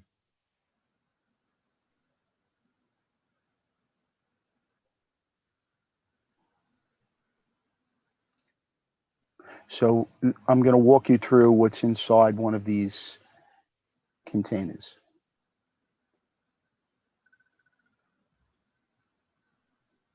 So you don't see batteries because this is the overseer. So this is the system that monitors everything that goes on, emergency shutdown and disconnect for the containers. This is the actual container, folks. So this is where the modules and racks are located. Now, this is very different from the RWE configuration because the RWE configuration is a newer configuration and it doesn't allow for internal entry.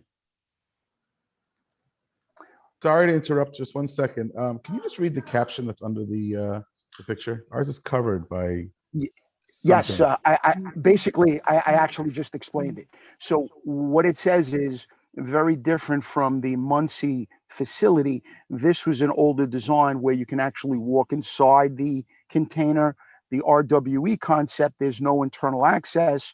There are just outside doors like garage doors on the facility. So you'd be able to do this from the outside without ever going in the container, which clearly makes life easier for the fire department. If there was an issue, the outer doors are opened. There's no internal entry, no need to ever go inside. It's not designed for that. So all these systems are designed with 2 types of fire protection: heat, smoke, clean agent discharged, enclosed head sprinklers. Fire detection, audio visual, fire alarm system that will read back to like an ADT. So basically the long and short of it is this will take you through the generic view of what an energy storage system looks like. So you have a battery management container, which is kind of the brains. It oversees everything that goes on. If it sees cells or modules in trouble, it isolates them. It sends out alarms. It gives us temperature readings, voltage readings. It basically, is the monitoring agent for the system. Our remote control center basically monitors what goes on, and in parallel with the central station would receive alarms. So clearly be, well advised as to any conditions that go on in the site. Again, newer designs, that design went in 2017, 2021. We've learned a lot of things in the industry, so clearly new and improved. Folks, I know we're pressed for time. It's a long night. If you have any questions for me, let me know. And if not, here's my information. Thank you.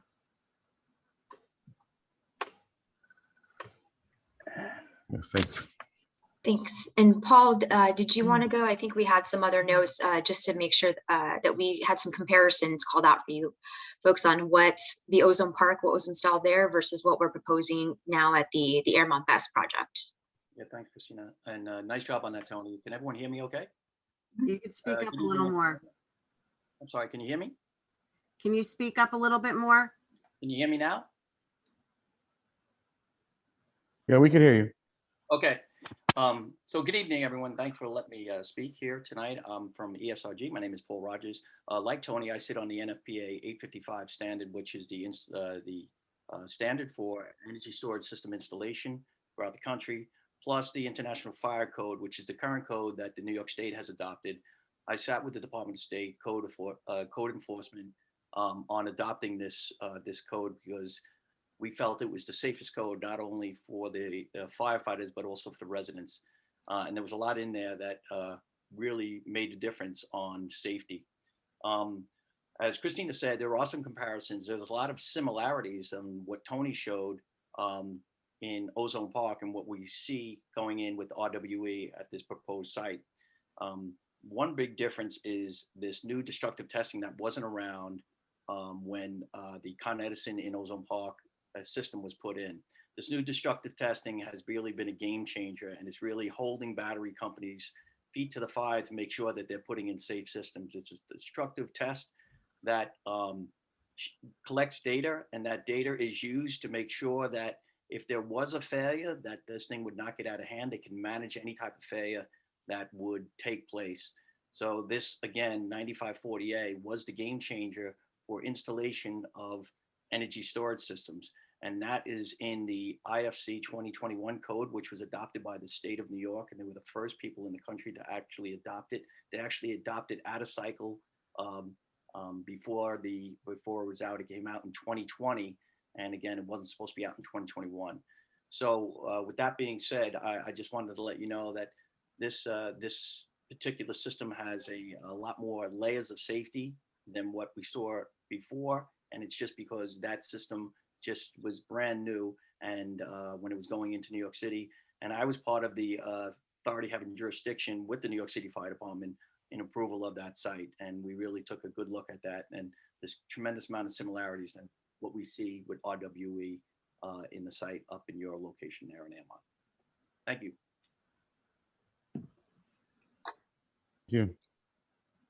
All right, Suzanne and Chairman, we are done with, that concludes our portion of the presentation. So happy to go where you guys want to take it. And we can always go in more in detail on the site plans as well. Yehuda, I don't know if you're aware that at the February meeting, the planning board had asked for an outside consultant to do a review. It was in your packet.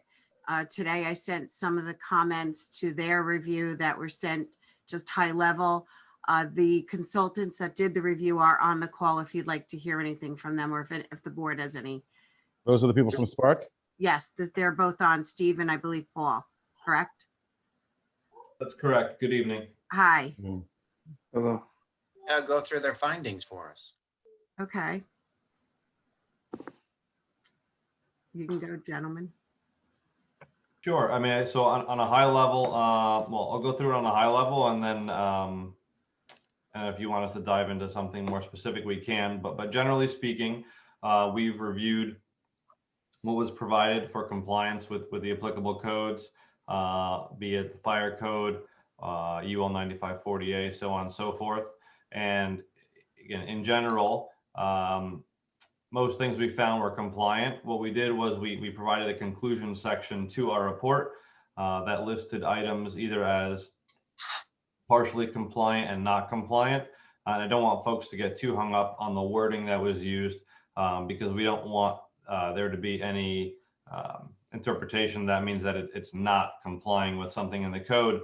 We just chose those two categories, if you will, to identify things that we have yet to be able to review. And what it seems like from our cursory review of the responses is purely based on timing of the project and status of the project. So a large number of items were noted as being compliant, and a number of the items that were either partially or not compliant were mostly related to just a point in time snapshot of the project, and not necessarily being at that particular level of detail yet. So Stephen, let me ask you a question. If your house was located right next to this place, would you be happy? Well, I'm not so sure if I can answer that. That's somewhat of a how do I say it? Subjective question. Happy is one thing or another. From a code compliance perspective, I think that's probably a more reasonable question for me to answer. And I think that, assuming, obviously pending the remainder of these items, if the system is designed in accordance with whether it's the fire code requirements, the UL 9540 listing, 9540A testing, then I think it's been demonstrated to comply with the code. Whether or not I would like to live next to one of these is, I think, outside the scope of what we were contracted to do. Okay, thanks. Sure thing.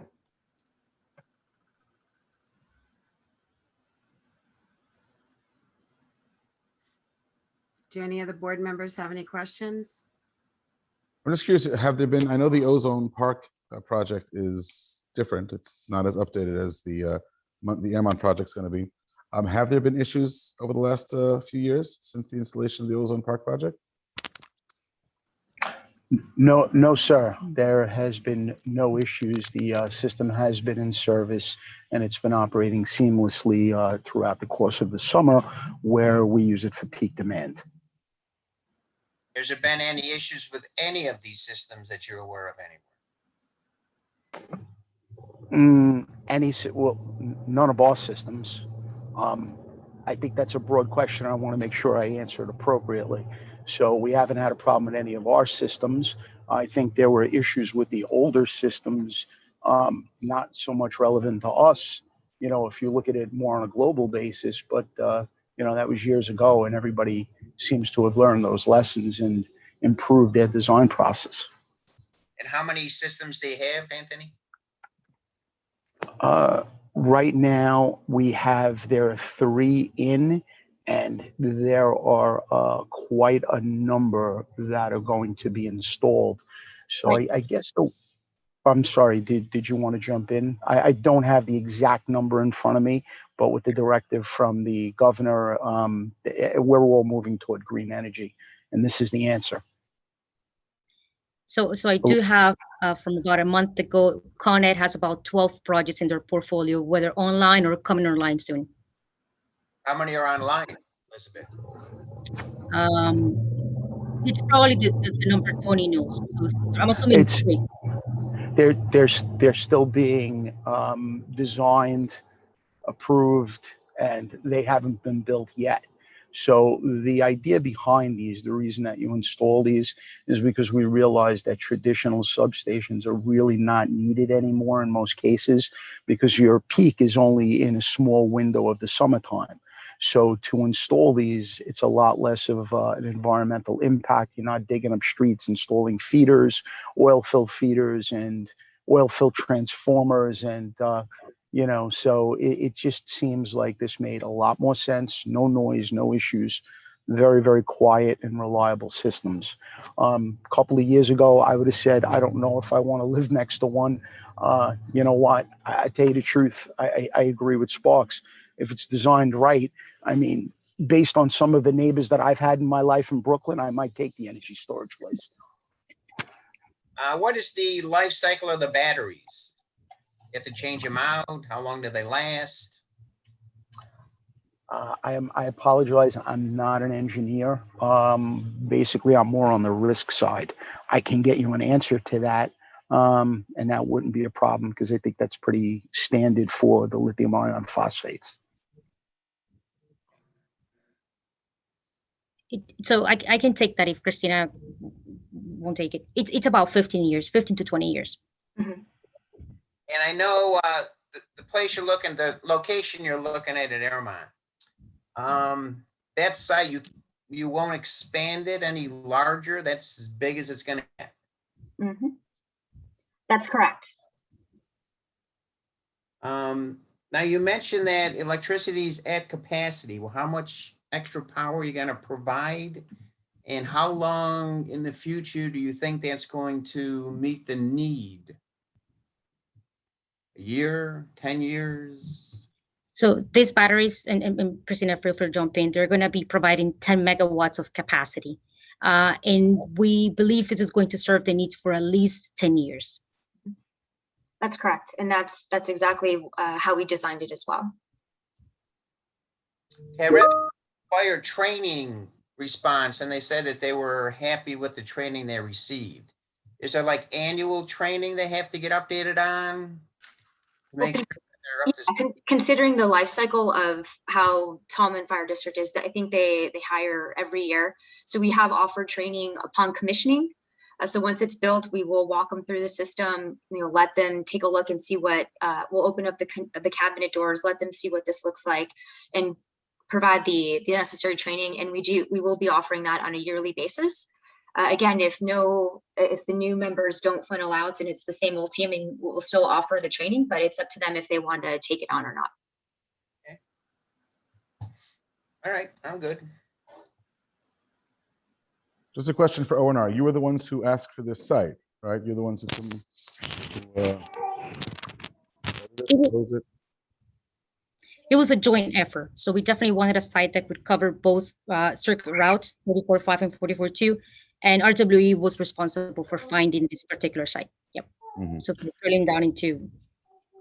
And just to go back, what would happen if we don't put a battery storage facility in? What would happen if things just keep on going the way they are now? We would probably have this earlier, but. Yep. No, I understand. We probably have to go through a traditional solution, which is building a substation, building a new substation. Do you understand, pardon me, do you understand what that entails though?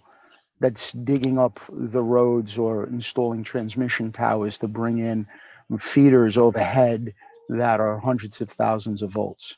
So I'm not sure that that's a better solution. And hearing the previous call with the concerns about the DEC and the watershed and the lakes and construction, at the end of the day, we have to provide power. I think this committee is going to really just determine how we're going to do it. And I think your best solution out of the gate is probably going to be the newer technology, battery storage. I think it's the least intrusive. And to add to that, so every time a new need comes up in the electric grid, we do what we call a benefit cost analysis. So if it's cheaper to introduce batteries, we'll do batteries. If it's cheaper to do traditional solutions, we'll do traditional solutions. In this case, it was more economical. And again, we all pay for electricity. We all pay for these projects. So it was cheaper to do a battery in this case.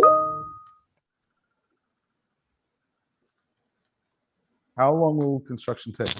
From when you start, how long till its operation? We do have our construction manager on the line. Sunil, do you want to take that? I don't want to speak out of turn, but I think it's right around less than a handful of months, but I'll yield that to Sunil to verify. Hi, Christina. And hello to the board. My name is Sunil Badi. I'm the construction manager for this project.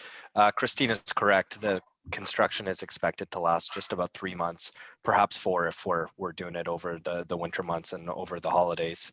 And then with just a few months of commissioning and testing, which are just a very minor activity on the back end. So main construction works for about 3 months.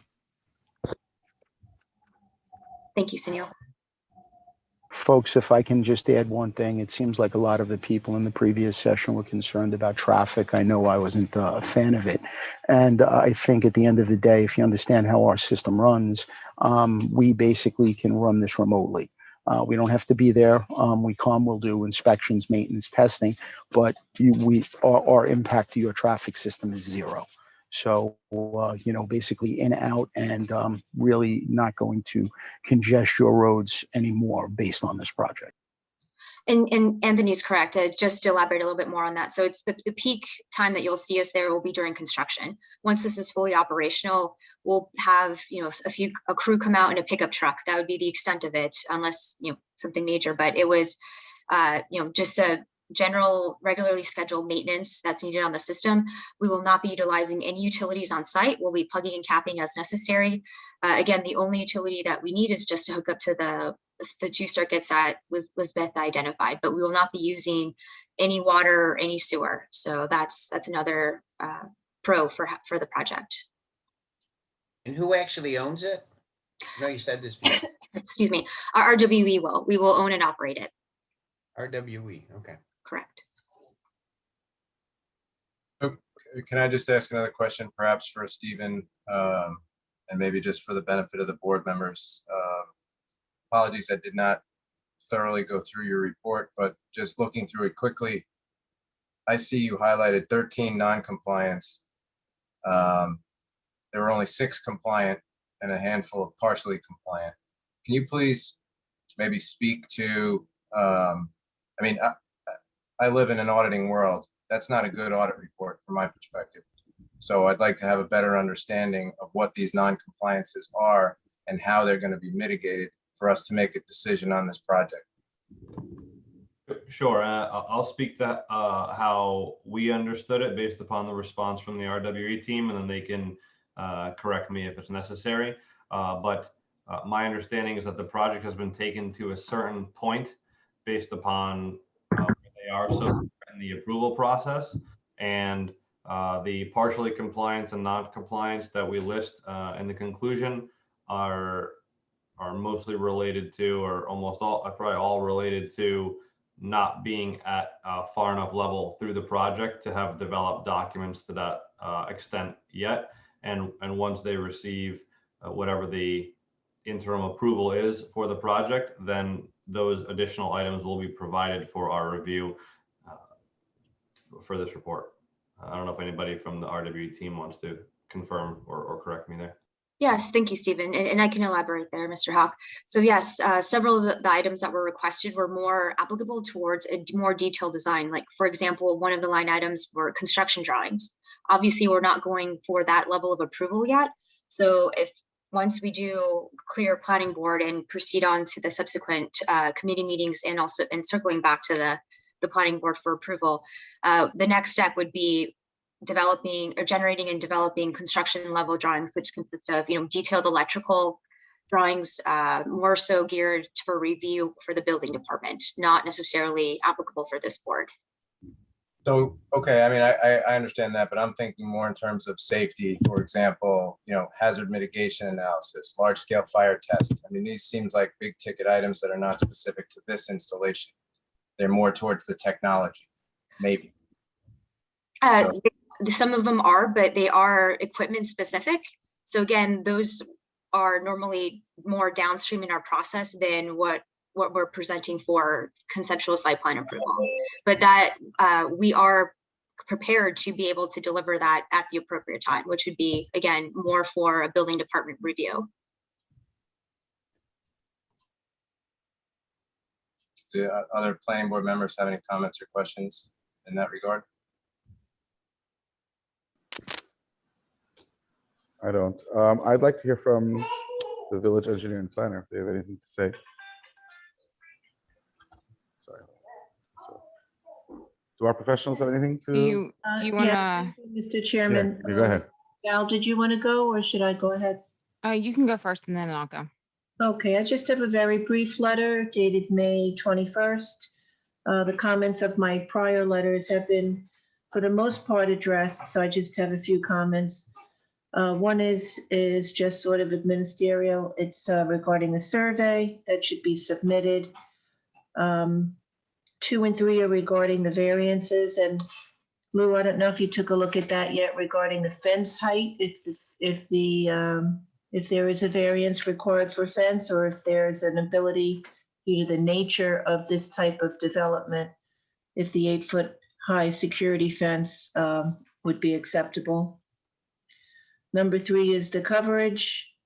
Number 4 is regarding the vegetation, and I would defer to Valerie regarding the review of that. Number 5 is regarding the lighting plan, and I would just like to know if the applicant can present a schedule of lighting, if it's intended to have the lights on from dusk to dawn, or will the lights go off at night, maybe with some very nominal security lighting? What is the intent for illuminating this site?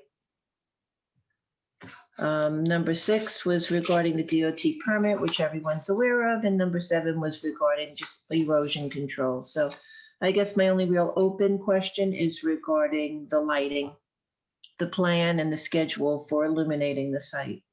If anyone can answer that question, that'd be great. Barbara, did we have that prepared for tonight, or are we going to say that as a circle back item when we come back for the board and discuss more in detail? Barbara, you're on mute still. Yep, so I am. Yep, we provided a photometric plan for the lighting to show that there was no spillage past the Yes. property line. Correct. Yeah, I'm asking the hours of lighting. Understand, and we'd be happy to work with Christina to develop a schedule for you, just whether it's, I believe it's like sunset to sunrise, but let's confirm that and get back to you. Okay, thank you. That's all I have, Mr. Chairman. Thank you. My comments, again, they have, the applicant has been addressing the comments throughout the process. And, you know, one of the biggest concerns has been fire safety, in which is the village planning board has engaged Spark. But a couple of things I just wanted to highlight just really briefly is the landscaping. So the landscaping plan includes 77 arborvitae plants.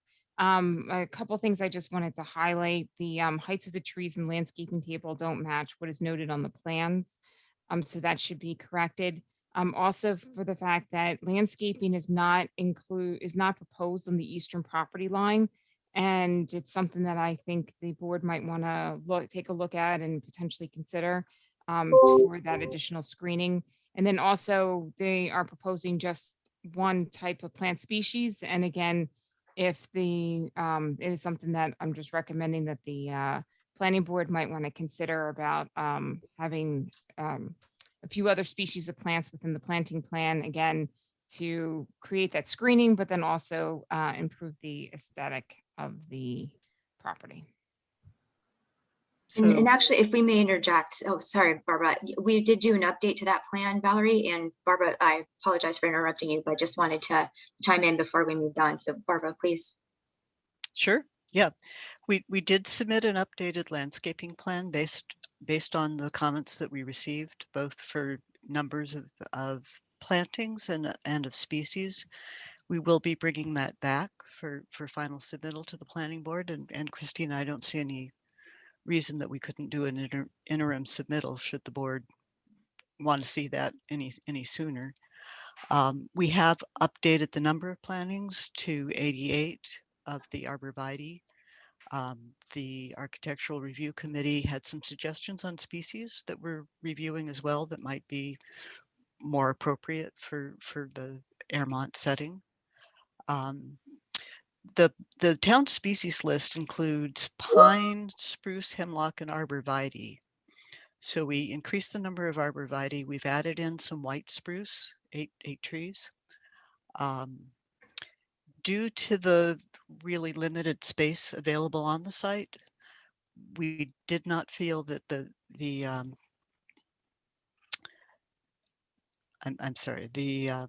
pines were suitable. And given our review by a registered landscape architect, she felt that the hemlocks tend to be very difficult to establish in this type of development. They're prone to disease and insect problems, especially with the woolly adelgid in the area. So as another alternative in order to diversify the species, the revised plan proposes inclusions of some red cedar plantings. So those will show up on the revised landscaping plan. They'll also show up on some renderings that we provided for a street level view, so that you get more of a sense of how the screening works. Okay. In addition, I might want to mention that since we compacted the site, that allowed us to save more of the existing trees. Approximately 8 more trees have been saved in the new plan, so we'll describe that more fully when we show it to you. I know nothing about landscaping. Hopefully they're deer resistant. that was a topic, yes. Okay. For the record, should I just read the agency and the date of the letters that we received so we have them into the record?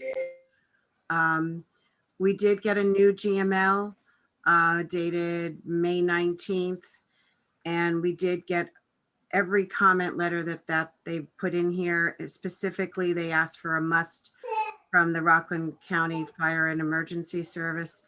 The only comment, we never got anything from Town of Ramapo, and they've received 2 mailings. Town of Ramapo, May 5th, Department of Public Works. An email from Fire and Office Emergency Management that they are don't have any other concerns, from April 30th. Rockland County Source sent several May 20th, but there's no water involved or source, so we don't have to worry about that. We did get RWE's comments to Spark May 27th. We did get comments again from the DOT dated May 25th about the driveway throat width that they're working on. The Spark consultant review dated May 21st. And based on the NOI that was sent out from the Department of Transportation about the seeker for lead agency, no issue with. And I believe they're looking for a referral to go to the zoning board for the July meeting from the planning board. What do they have to go to the zoning board to again, for again? Believe they need is it developmental coverage variance? A lot variance, yes, for the development coverage. Yep.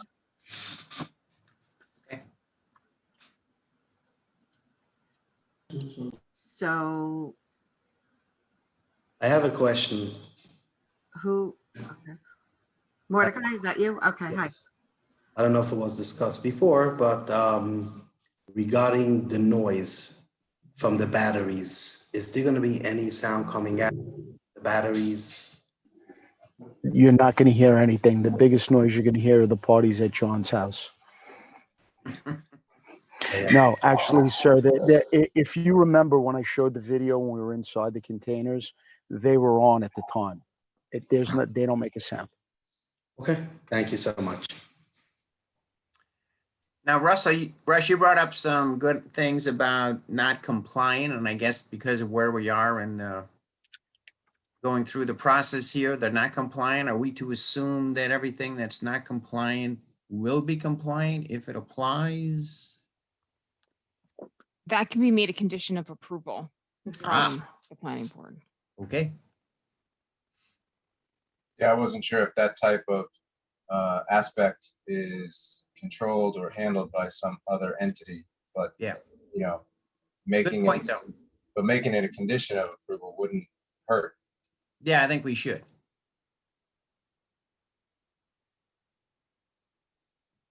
Any other Anybody else? board members?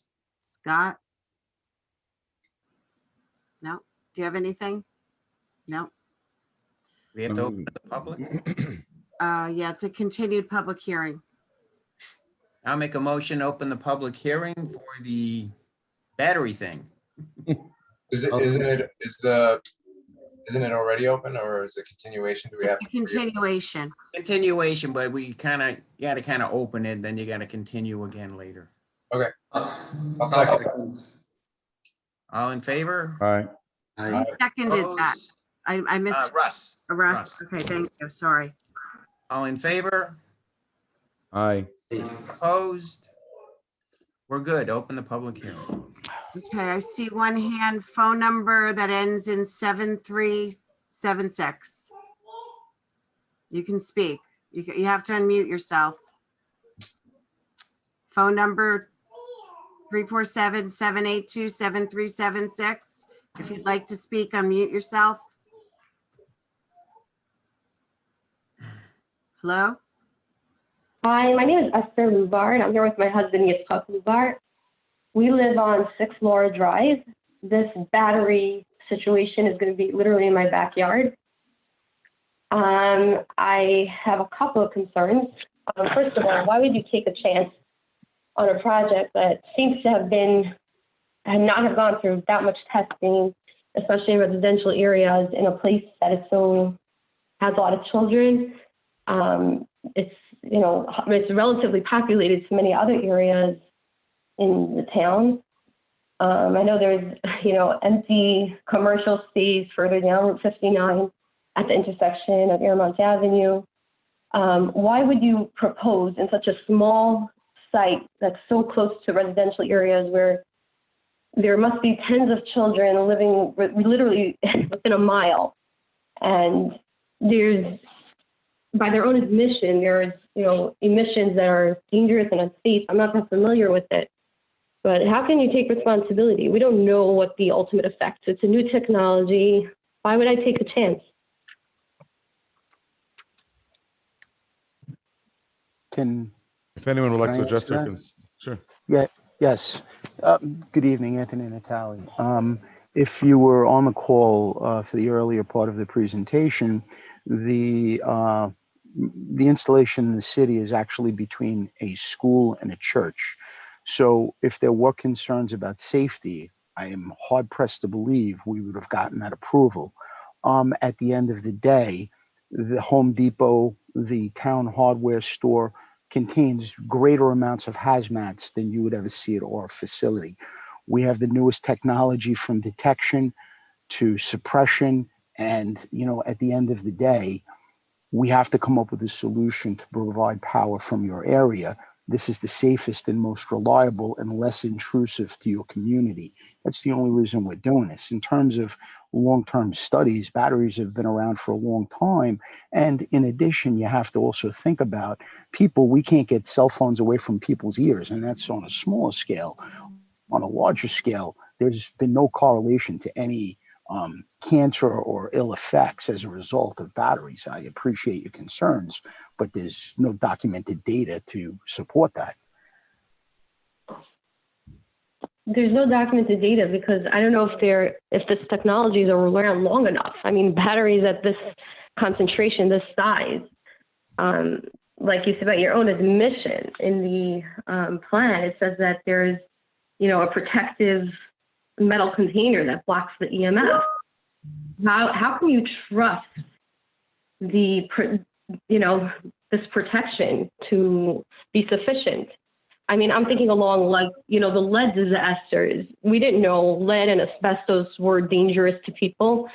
It caused tremendous damage. I mean, lead can cause neurological, learning disabilities, all things. How do I know that it's safe? I'm speaking on behalf of the children in the community here. Like I said, there's so much undeveloped commercial space further down Route 59. It's not near any neighborhood that I know of. It's like near the thruway. Do you know what I'm saying? Why wouldn't you just go to a spot like that and, clean up that site, make it look attractive? It looks literally like a bombed out, shopping center. And it's huge. You can provide a lot more electricity without, I think, providing this level of risk to the children of this community. Well, I would reasonably have to say that the installation of a traditional substation, then you have hundreds of thousands of volts, and people have lived next to those for years without any ill effects. Then you have right-of-ways that come down the Sprainbrook, basically the thruway, where you see the tower lines come over your head, and these lines are in people's backyards, and there's no ill effects from that. So you speak of EMF. I think the levels of EMF, if you ever saw them in a facility like that, comparatively to what you see in people's backyards and what they live next to for years at a much higher level, has not really generated any ill effects in terms of cancer other health issues and stuff like that. You know, I appreciate your concern, but again, there's nothing that we're emitting. There's no gases. There's no byproducts. There's nothing that the DEC, DEP, or EPA would come and say, listen, you need to file a permit for, because there's nothing that comes out of the site. I Okay, hear I that. think, sorry to interrupt, but The public hearing, yeah. 3 put an minutes end- is way over, so I Right, and I apologize. don't want, all right, this shouldn't become a back and forth either, but definitely appreciate your concern and thank you for your comment. And like you said before, you can submit anything in writing and we'll take a look at it. Okay, so I believe we're looking to, unless there's any other questions, they're looking for a Yes. referral to, hello? Yes. Oh, I have a public comment, please. Can I It's have your name for the 3433. record, please? Yes, it's Stephen Klein Okay, and 73 Regina, Airmont. So how about this for a question? Just hypothetically, in case there would be some kind of an emergency situation, right now, currently staffed, currently equipped, where would the Tallman Fire Department, do they have the equipment to contain an emergency problem if it were to arise? Do we have the emergency facilities right now? And what is their role? What is their role going to be in terms of this, determining the general, because it just makes sense to me that's a reasonable query, okay? Because those are the guys, they're volunteers, okay, and they're going to have to be the ones who are going to, they're the first responders. So as they are currently, for lack of a better word, constructed, how able, or would they be to deal with a potential problem if it were to arise? That's my question. Okay, thank you for your question. Yeah, thank you for your comment. Thank you very much. I'm going to mute myself. Thank you. Anyone has a right to respond? No obligation? Yeah, this is Hang on a second, Paul. sorry. Basically, just to let you know, the fire department in Airmont or Tallman over there received training, and they wrote us a letter stating that they are fully capable of handling any situation that arises. And as was addressed before, annual training will be offered. And that's online already, is that right, Suzanne? that is correct. The report from the fire department? Office of Fire Emergency 911 in Pomona, which is also oversees that, they are also satisfied with everything. Everything has been provided that was required, and the training, and there were many meetings, and I have letters for both, and they're both posted on the website as well with the Thank you. planning packet. Mhm. Okay, anybody else? I think Valerie just came back on. Valerie, do we need to do some secret issues before they get referred to the zoning board?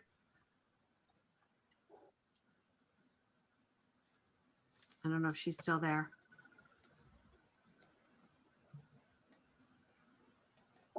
Valerie? Hi, sorry, my computer kicked me out. That's So okay. now I'm on my phone. So I'm back in. All right, Mordecai's getting back on too. Okay. So I was just saying, they need to get a referral to go to zoning. I know that we have to do some secret issues. So that's what I was asking you. Oh, so yes, we do need to issue a negative declaration if the board is interested, and I can prepare one. Do we have to be declared lead agency? I believe you already did that at the last meeting. The NOI went out. We did that Yes. in February.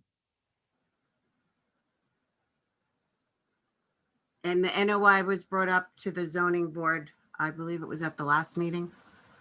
I believe it was the last meeting. They're aware. It was sent, it was just as the boards were shifting with the new personnel from one group to the other, but they did receive it, both the old participants and the new. So do you want to prepare a negative declaration for us? So I can have a negative declaration ready for this board at the next meeting. And if you would like to issue a negative declaration tonight, and I can have it prepared as part of the minutes for the record. So I need a motion, please. Oh, it's a motion? Okay, motion. Motion for Valerie to prepare a negative deck. Yeah, I'll make a motion for the planning board to authorize a negative declaration for the proposed BESS system on South Airmont Road. No, on Route 375. Route 59. Wrong place. That's okay. Close. A line runs over us. I need second. Second? Okay. All in favor? All right. Aye. Anyone opposed? No. Okay. And then we need a referral to the zoning board of appeals for their, I forget what variance it is. Lot width? Lot coverage. A lot coverage. I'm sorry. Thank you. Well, do we have to close the public hearing, or do we have to, because the public hearing is still open. I believe you. Don't we keep it open because they have to go, you have to go to zoning, get their variance, and then come back to planning for the final site plan approval. So we have to, I think, keep it open until that's approved. We usually give them a date, or is it a date uncertain? Well, they have to, if they're going to the July 8th zoning board meeting, Are they going to be ready for that? I believe they are because I've talked to them at several times about what's required. Well, you can always move it to the July meeting, and then if for some reason you need to adjourn it. Yes, that's what I was just gonna say. So then you would want to continue the public hearing, you put it to the July 22nd planning board meeting. Is that a motion or just a simple request? No, it's a motion. It has to be a motion. Continue the public hearing on July 22nd for the battery system on Route. Sorry. By Zoom meeting or in person if the restrictions are lifted. So I didn't hear the beginning of it. You proposed the motion just now? Yes. Seconded. Okay. All in favor? Aye. Unopposed. Okay. Okay. Now we have to make a motion to refer them to the ZBA. Right. For a. For variance for lot coverage. For a variance for lot coverage. That's the motion. So you're on a roll, John. You want to do it? Russ, second. I'm really sorry. If the words matter, I believe it's development coverage. That's what I thought said from the beginning. All right, well, development coverage. Thank I you. was trumped. Okay. For developmental coverage. All right, Russ, second. All in favor? All in favor? Aye. Any opposed? None. All right, go to the ZBA. Have fun. I'll much. talk to you Appreciate it. before the ZBA, Okay. everybody. Yeah, thanks a lot. Okay. Great, thank you. Scott, you Right. should get off, and Thank now you. I'm gonna text Dan to get back on for the next application. Right back. Hey, Suzanne, this is from Spark. Are you all set with us? Yes, thank you very much, Steve and Paul, for being on. All right. Really appreciate Yes, it. thank you for coming. Thanks. Okay, and thanks for your report. right. Take care. Okay, next application is the continued public hearing for Salam Cemetery, 44 Hillside Ave, for a proposed cemetery, a site plan. And I just want to make sure Dan gets on. I see Paul Baum. I see Dave Ziegler, the engineer. I see Greg Foucher. Okay. I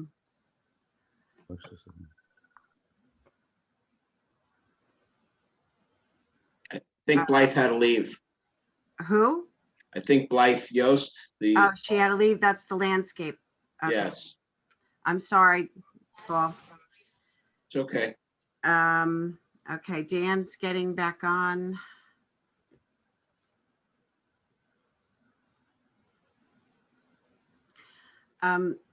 Chairman Freeland, I have a suggestion when we have some of these big applications, is perhaps, I don't know if it would work for people, maybe starting a half an hour early or an hour earlier, if that works.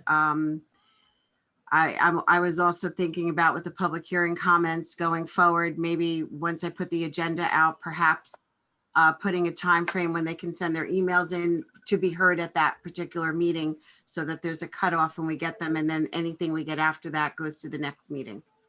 It's just Okay. it's just Yeah, a thought definitely something while to we think were about, yeah. going through everything, Okay, but that's up to you as chairperson. okay. Okay. All right, Dan's back on. Okay. Do we need a motion to continue the public hearing? No, we need to start discussing where we left off, and I'll leave that to Paul Baum if he wants to give a summary where we were. Absolutely. Thank you, Suzanne. Thank you, Mr. Chairman, members of the board. My name is Paul Baum. I'm an attorney with Montalbano Condon and Frank, the attorneys for the applicant. With me, I have Greg Fauché, my co-counsel from Whiteman, Osterman, and Hannah. We have David Ziegler and Vahid Rastami from Ansel Nasher and Ziegler, the project engineers. We also have Harry Baker, our traffic consultant. And we did have Blythe Yost of Yost Design, the landscape architects, but unfortunately she had a hard time that she had to leave by. And although she was on the meeting until probably about 15 minutes ago, she had to leave. So unfortunately, we won't have her to address any of your landscape comments, but I think Dave could probably do a pretty good job filling in. We were here last month. We introduced the project. At that time, the board declared its notice of intent to be lead agency and circulated a notice of intent to involve agencies. After that meeting, we went to the Zoning Board of Appeals, where we introduced the project to the zoning board, but obviously they can't take any action until this board renders a negative declaration. We made a submission where we've submitted our revised plans and a landscape plan. We've also submitted our traffic impact study. We submitted a traffic management plan. We think all of our submissions have addressed any relevant environmental concerns. And we've seen the memos from Eve and from Valerie. And at this point, we're here to answer any questions of the board, but our goal tonight is for the board to declare its intent, declare itself to be lead agents. The Zoning Board of Appeals did consent to the planning board serving as lead agency at the hearing. And to adopt the part 2 that Valerie has prepared, and to issue a negative declaration based upon all the submittals that we've made. There have been no issues that have been identified as significant environmental issues, and we think it would be appropriate to issue a negative declaration tonight. Obviously, we're not asking for an approval. We're going to come back to you. We will respond to the comments raised by Eve and Val. And so that's what we're here for tonight, is to respond to any of the board's questions, but ultimately to get a negative declaration. And the negative declaration and the part 2 were part of the board's packets for this particular application. Okay. We mute? We can hear you, Mordecai. So the board want us to make another presentation, or do you want us to just respond to any questions that you may have with regard to this application, or just go through to your consultant's memos. Anybody have any questions? Well, why don't we go through our consultant's memos first? Okay. And just for the record, I don't know, when we get to the public hearing part, I don't know if everyone saw a letter I received that we'll go through. Dan, I don't know, in particular, did you see? I forwarded it. It was late. Yes, I read it, but I'm gonna have to reread it. Okay. It was 5 o'clock. Yeah, Yeah. okay. Yeah, you're referring to the letter of from Bleakley Platt Yes, I just on wanted. behalf of the trustees of Yes. St. Patrick's. Yes. Yeah. Yeah, we have that. Okay. All right, go ahead, Eve, Valerie. I don't know who's going first. I can go first. In this particular application, I did send, and this really deals with the secret comments. I did send out a negative declaration associated with the for the board to review. But one of the things that I really wanted to highlight is that, and I incorporated it into the negative declaration as well as my memo, is that there are still, as we discussed last time, that wells within 100 wells cannot be located within 100 feet of a graveyard. And so the larger discussion last time was that all graveyards would be not within that 100-foot distance between the wells and the grave sites. And we noticed that there are still certain grave sites. Specifically, I think there's about 25 of them that would fall within the 100-foot buffer, and so, or setback area. And we were recommending that those grave sites be actually removed from the site plan, and instead of leaving them on the site plan in anticipation that the wells would be moved. And if at some point in time the wells are moved, then the applicant can always come back requesting those additional graves. Also, in terms of stormwater management, that we'll defer to the village engineer with that. And then the other couple comments we had specifically dealing with the trees themselves. Again, the landscaping plan, there are a number of trees coming down. While the applicant has made a number of efforts associated with the landscaping plan, we are suggesting that they maybe take a look to see if there's any way of possibly saving a few more trees as part of that. There is still questions on the lighting plan to make sure that they don't exceed the, right now it's per, no fixtures can be higher than 12 feet. I believe the applicant is addressing some of those issues. And then finally, one of the other issues that we raised really dealt with the signage and fencing. One of the things in terms of fencing, they are proposing a 6-foot high chain link fence. And again, in terms of aesthetics, that's something that I'm just raising with the board to see if there's a different type of fencing that you would want to include as opposed to a chain link fence.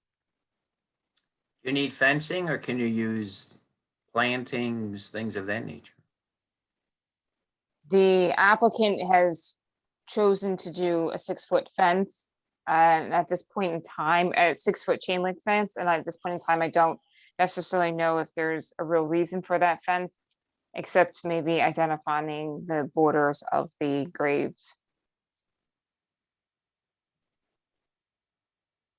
Okay. I think what the fence was, the idea was to enclose the cemetery.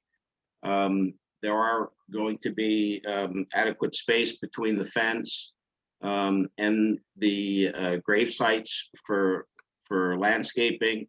There is also going to be a retaining wall that is also going to be landscaped around. So, I mean, if the board wants to consider another fence, we'll be certainly happy to discuss that. I don't know if the board or the applicant's married to a chain link fence, so we're willing to consider any other reasonable fence requests of the board. With regard to the lighting plan, I'd like to have Dave Ziegler address that, because since we received the comments from Eve and Valerie regarding the height of our poles, the applicant has gone back and reconsider the need to light the facility. So Dave, you want to tell the board how we're going to handle the lighting? Sure. Dave Ziegler from Atzel, Nashua Ziegler, and I did email Valerie that we didn't see that maximum height to 12 foot. So then I went back to the applicant and we just decided to, we're going to light the entrance and the exit and the parking area. That would be with 12-foot poles, and they'll probably be on a timer that'll just come on and then go off automatically. They won't be on all night. So we're going to detail that, but we're removing the lights around the I call it the loop road that we had before. And then with regard to Valerie's only other comment, with the removal of the grave sites, what we've shown on the plan is the grave sites that fall within the 100-foot buffer of that well. And what we're proposing is to just add a note to the plan that's saying these grave sites will not be used until such time as the separation of 100 feet has been achieved between the grave sites and the well, as opposed to taking them off the plan and then having to come back to the planning board at some future point to add 20 grave sites to the plan. So we're recommending that as an alternative, but again, that's something that we can discuss with the board prior to final approval, which we're not here seeking. Right now, we're just seeking to deal with the secret issues and be able to get our negative declaration. What would that entail? Wouldn't that entail that public water be made available on Hillside Avenue, and people would have to pay out of pocket to hook into the public water supply in order to no longer have to use their wells? And some of these houses are thousands of feet away from Hillside Avenue. What it would entail, Dan, is that at some point, either the location of the well would be modified, maybe moved to the front of the house, or the construction of the well changed so that from what I understand from the health department requirements, you have to have a casing that goes at least 50 feet down so that any runoff can't infiltrate the well. So we don't know how that well is constructed. We haven't been able to get onto the property to determine that. We've checked with the health department. They have no records indicating how the well is constructed. So it could be that the well might have the proper construction, that we don't require the 100-foot spacing, but we don't know that. So until we're able to determine that, we're agreeing that in accordance with the health department regulations, which really regulate wells again and not cemeteries, but we're agreeing that we will not install any grave sites with the 100-foot buffer of that well until either we know the construction and we know that we have adequate spacing, or that well is relocated, or public water comes available and the home hooks up to public water. So, Right. My only concern is the enforcement of that in the long run. I mean, people aren't going to necessarily advertise the fact that they're moving their well, because that's not something that Lou, we don't get involved in that, right? Is he still here? Yeah, he's there now. okay, shaking his head, no, he doesn't get involved. You don't. No, that's the health department. Right. So, I mean, listen, I don't really want to create an issue with it. If the board feels that they want these sites taken off the site plan and for us to come back, we'll ultimately do that. We were suggesting as an alternative, we leave them on there with a note on the site plan that they won't be used. But again, if the board feels that they want them off, we'll certainly take them off. Well, I'm not speaking for the board. I'm just raising practical concerns as to what you're suggesting as an alternative, and pointing out that I don't see how it would necessarily be something that the village could enforce, that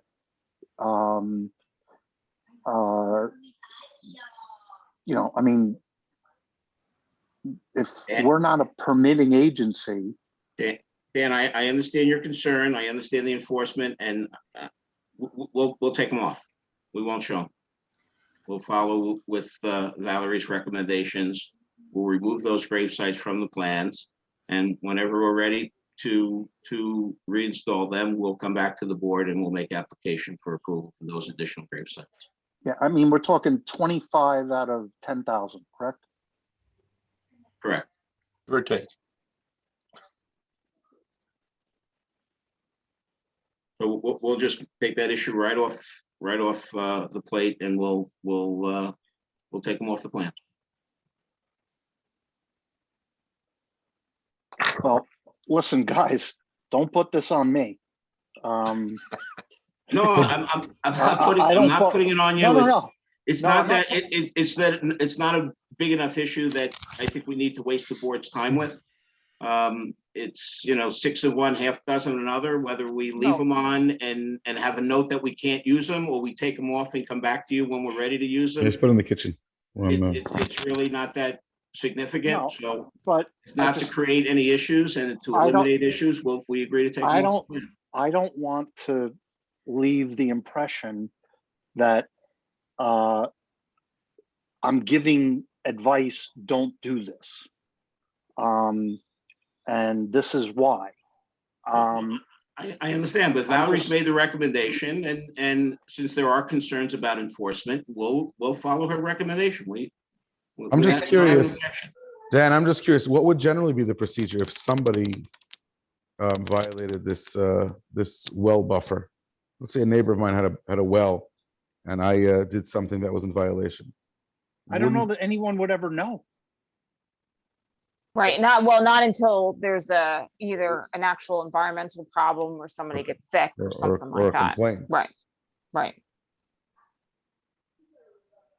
And to ask the neighbor if he'd be okay with that he'd make a complaint if he feels they've come too close. Would that be okay? Listen, I'm certainly not going to profess a expertise in this issue, or even a familiarity with this issue, but I can compare it to other issues that I've seen. I don't want to drag this out, but there was a neighbor of mine who bought a house, and there was a easement that the former owner of the house agreed with their neighbor, that their neighbor could plant trees on their property. In other words, on the neighbor's property. But they had to maintain it.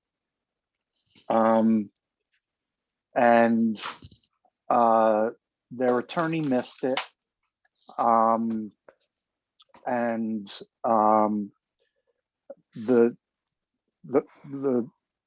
person ended up selling the house, and it caused the deal to crash and burn, because their prospective purchaser, their attorney, said, what about this obligation that you have to maintain trees that aren't yours and that are located on your neighbor's property?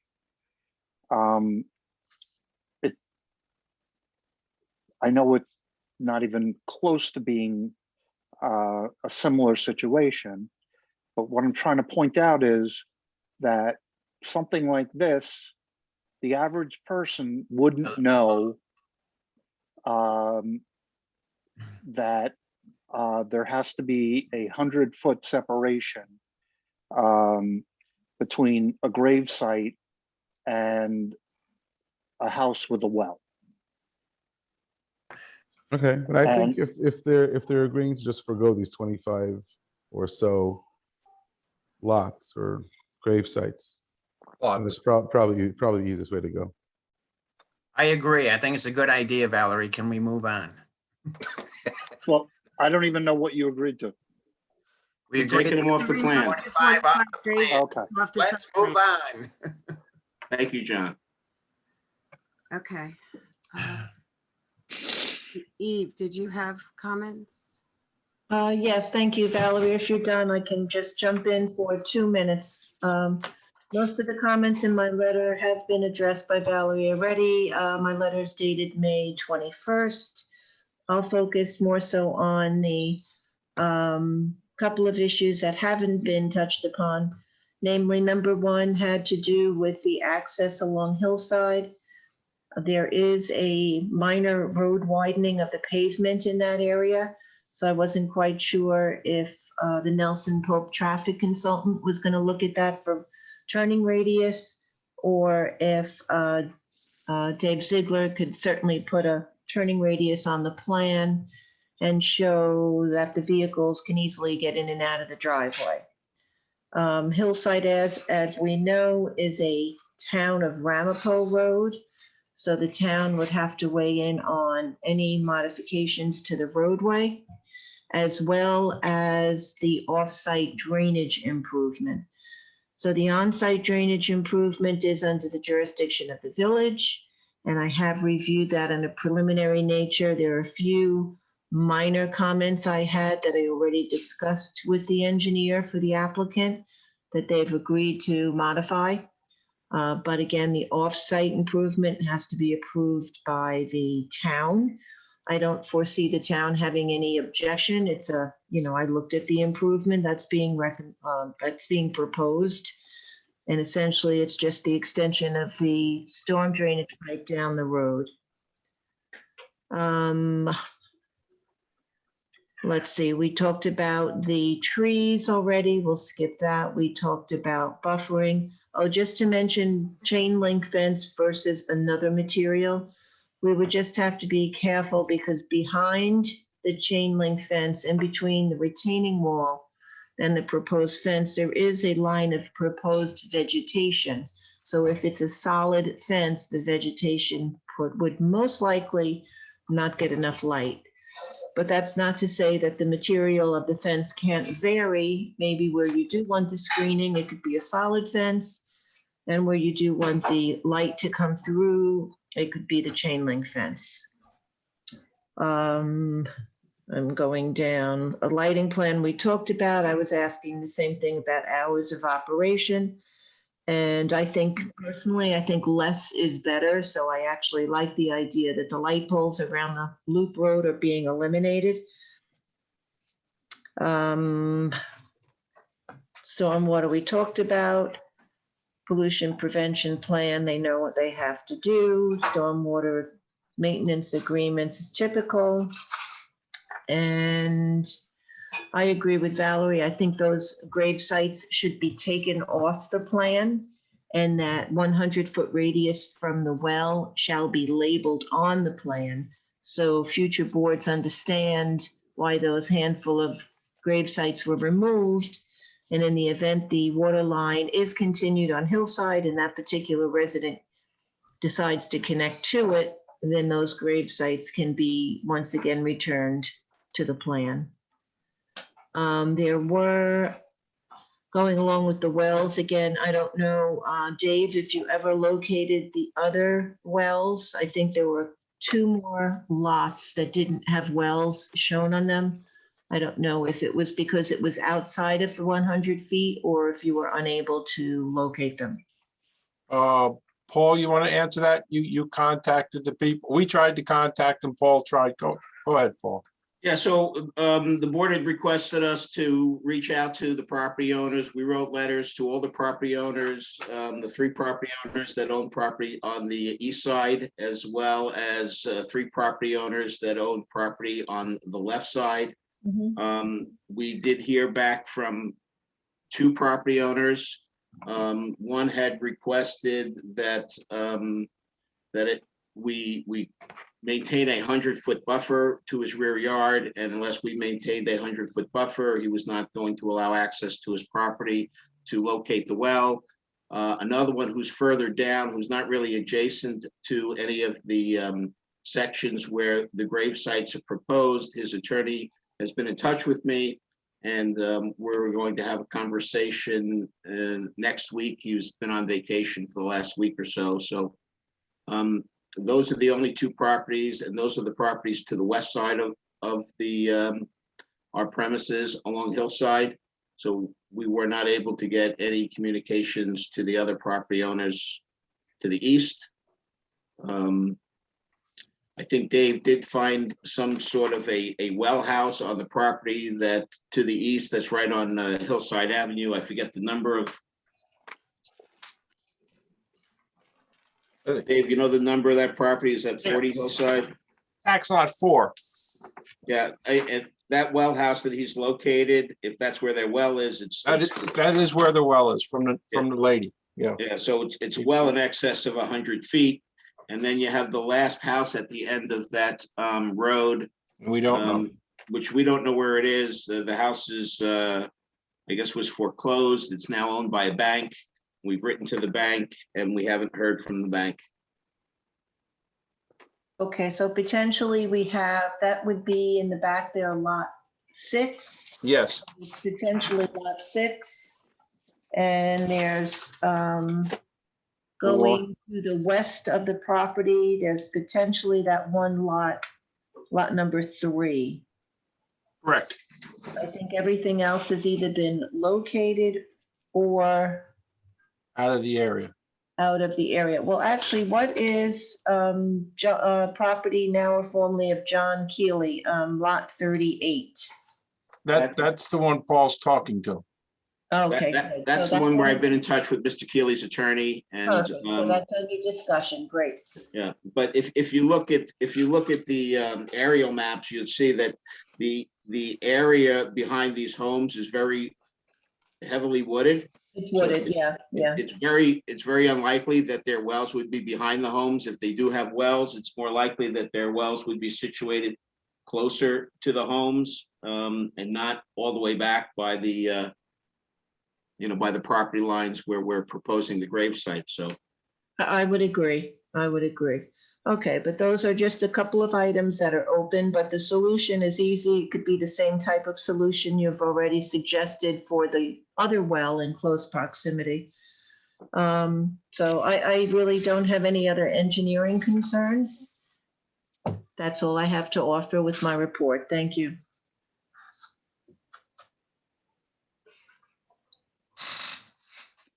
Okay, thank you. Anybody else? I just had a question on the traffic management plan. There's 2 letters attached. Are those legal binding documents? May say yes to today and no tomorrow.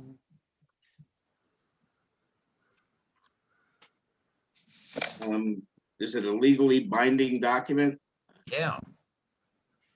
And are we happy with that? It's a letter from another organization in the community that has graciously allowed us to use their parking areas in the event of the rare event, might I say, that we have a mass funeral. I mean, there's been a lot of concern about the mass funeral. Listen, it's very, very speculative. If one is even going to take place, and if it does take place, if there is such a situation presented, we will arrange for appropriate, busing to the site. And this is what we have arranged right now. If somewhere down the line, this organization says, no, you can't use our parking lot anymore, we'll find another parking lot.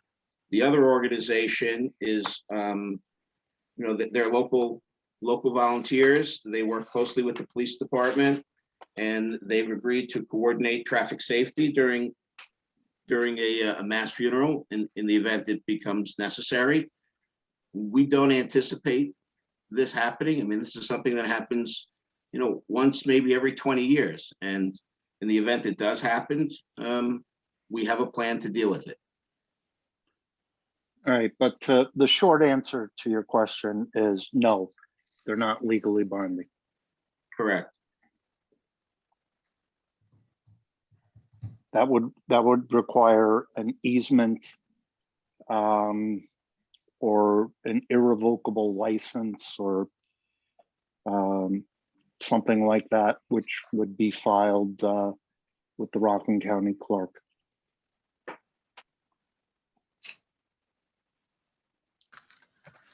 Okay. And even then, both parties could agree on their own to revoke the license or eliminate the easement. Okay, thanks. This is a continued public hearing, and a lot of people have been waiting to listen. Okay, so let's bring them on. Go ahead. But I need a motion. A motion. Yes, please. So a motion. Do we have any comment letters? Comment letters. We have the letter. I got 2 emails this evening, and then I have the letter from Bleakley Platt. But yeah, agency letters, I don't believe we received any. Okay, well, I reread the Bleakley Platt letter. Okay. Bleakley Platt represents the Archdiocese, which owns Ascension Cemetery. Mm-hmm.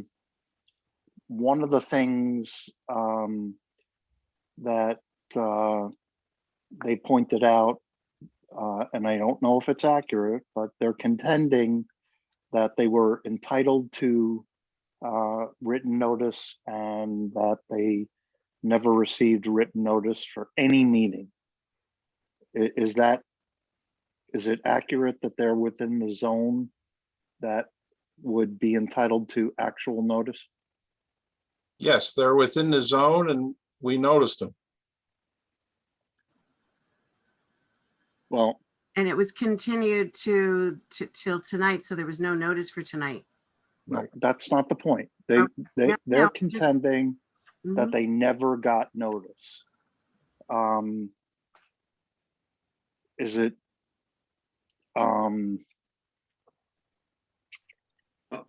there is a list. Suzanne has a list of everybody that notice was sent out to. In the last month's file. Do you want me to go check the list? I believe I remember seeing it, but I will go get it. I think it's number 1 and 2 on the list. There are actually 2 notices, I think. Okay, hold on a second. I'll go get it. And you guys can. No, don't. Okay. Mr. Baum, can you reach out at some point to the attorney for Bleakley and send them a copy of the letter that was sent and how they're listed on the application as being a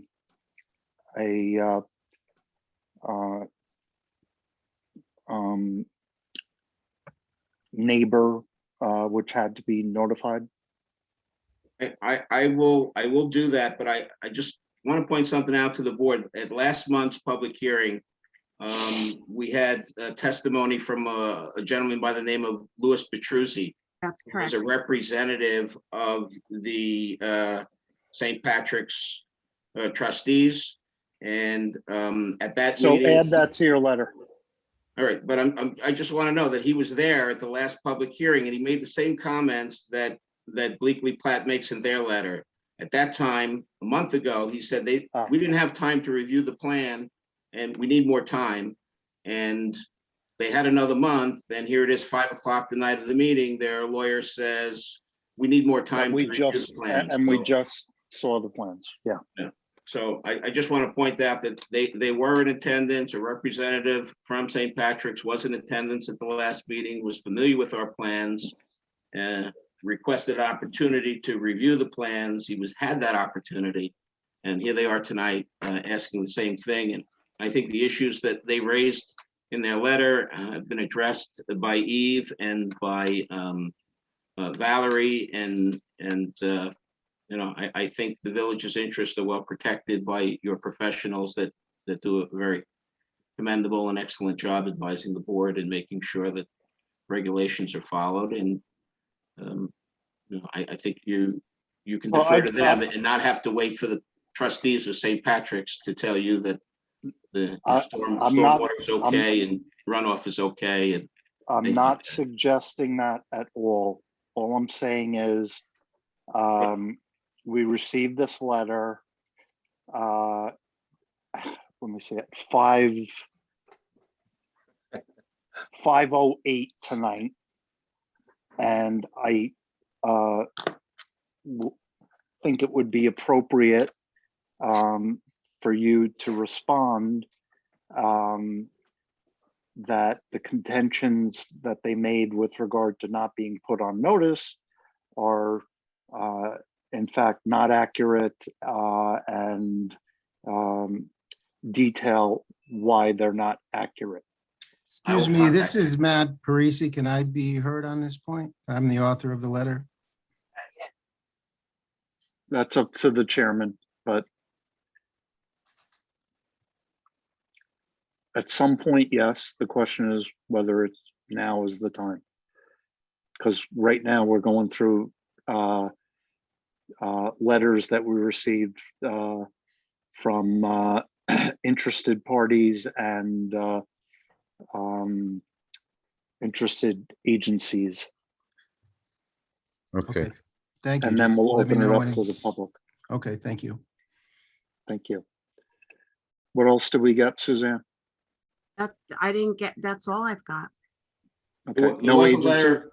There was a letter from the fire department dated May 5th, where they indicated they had no objections to the project, but they were concerned about potential traffic impacts, and they asked the board to consider the traffic impacts, and especially in connection with the proposed mikveh and the traffic plan that we've submitted. And Harry Baker's here. Not only did he look at the traffic impacts from this project, but he also looked at cumulative impacts from the mikveh and this project together. And even with that, there was still no impact on the level of service, and it's still, everything operates at a level of service A.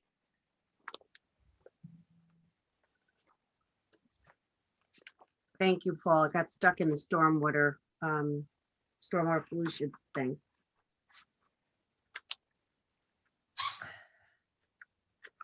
Okay. Where's Valerie? Oh. I'm here. Do you think that we need to have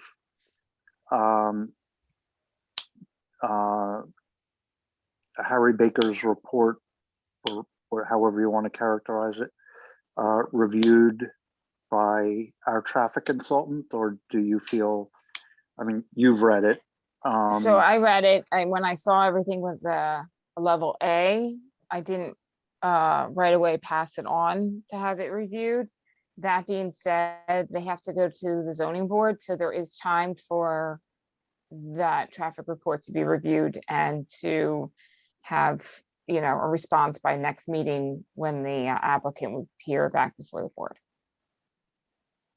Yeah, but we need a negative declaration before we can go back Yeah, to the zoning board of appeals. Right, but I think there's a difference in right, and Dan, you can, and Paul, but my feeling is on this is that the traffic, I think you can still give a negative declaration because we're not saying there's a significant adverse impact, but you can still have the traffic consultant review it to see if, you know, What he about a agrees or there needs conditional, to be any modifications. what about a conditional neg deck?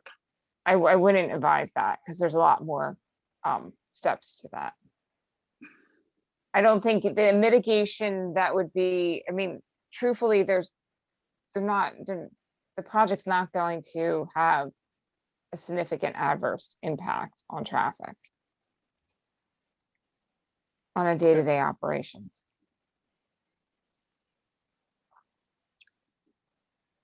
I mean, the use of this property for a cemetery probably has the smallest impact. Right. Of any potential use that you can make in this zone and on this lot, other than a single family dwelling. And if you read the report, I think it's about 20 to 25 burials a year. So we're talking about 2 a month on average. Right, it's not gonna I mean, but if the board wants to have the traffic consultant review it, you know, for any minor adjustments, we can. I don't see why the board can't issue a negative declaration because the overall impact is gonna be negligible. Okay.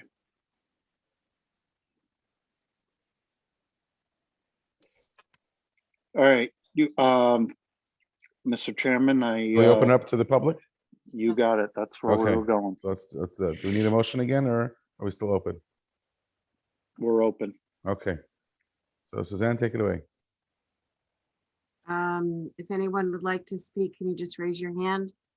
Why don't we go to Bleakley I was Platt's gonna say, attorney Mr. first? Parisi, if you'd like to speak. I'm trying to find you to unmute you. Where are you? Okay, go ahead, Mr. Parisi. Okay, thank you. I appreciate it, and I appreciate, I know that that letter was late. I appreciate that you looked at it. I understand, at least from what you're saying, it'll be part of the public record, so that is much appreciated. As an adjoining landowner, without really have had a chance to give a thorough review of the project yet, you know, I think our comments are preliminary, and I think you'll see if you go through the letter that there are preliminary comments. I'm happy to get together with Mr. Baum to see where the notices were sent and whether they were sent to the right place and what happened. But as I mentioned in the letter, there's even a hearing next week at the county level. There's been no notice on that has been received. There was a representative from the trustees of St. Patrick at the last meeting, but not due to any formal notice, just through a neighbor letting someone with the trustees know about that the hearing was scheduled, but no other actual formal notice was provided. Yeah, but can I interrupt for a second? Your letter made it appear that but for the notice that you got from the county, you wouldn't have known about this. We didn't get any notice from the county. I'm sorry if the letter wasn't clear. I noticed in the records that just came online within the last couple days in anticipation of that hearing, that there was a reference to the county hearing scheduled for, I think it's June 1st. That was the first notice of that hearing that anyone from the trustees had for it. I just put that in an example that in addition to not being advised of these proceedings when they began at the prior hearing, that we also hadn't been getting notice of those types of proceedings. And as an adjoining landowner, I would have suspected that, you know, that the notices would have been sent directly to us. But at this point, I'm glad you received my letter. I'm sure Mr. Baum will keep me informed of upcoming things, and I'm happy to work with him so that we can have an opportunity to review the documents and let me ask you, make comments. Let me ask you,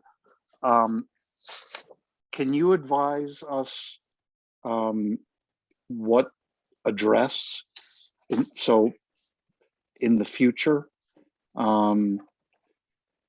it goes to what you think should be the right place that we should be having these mailings go to?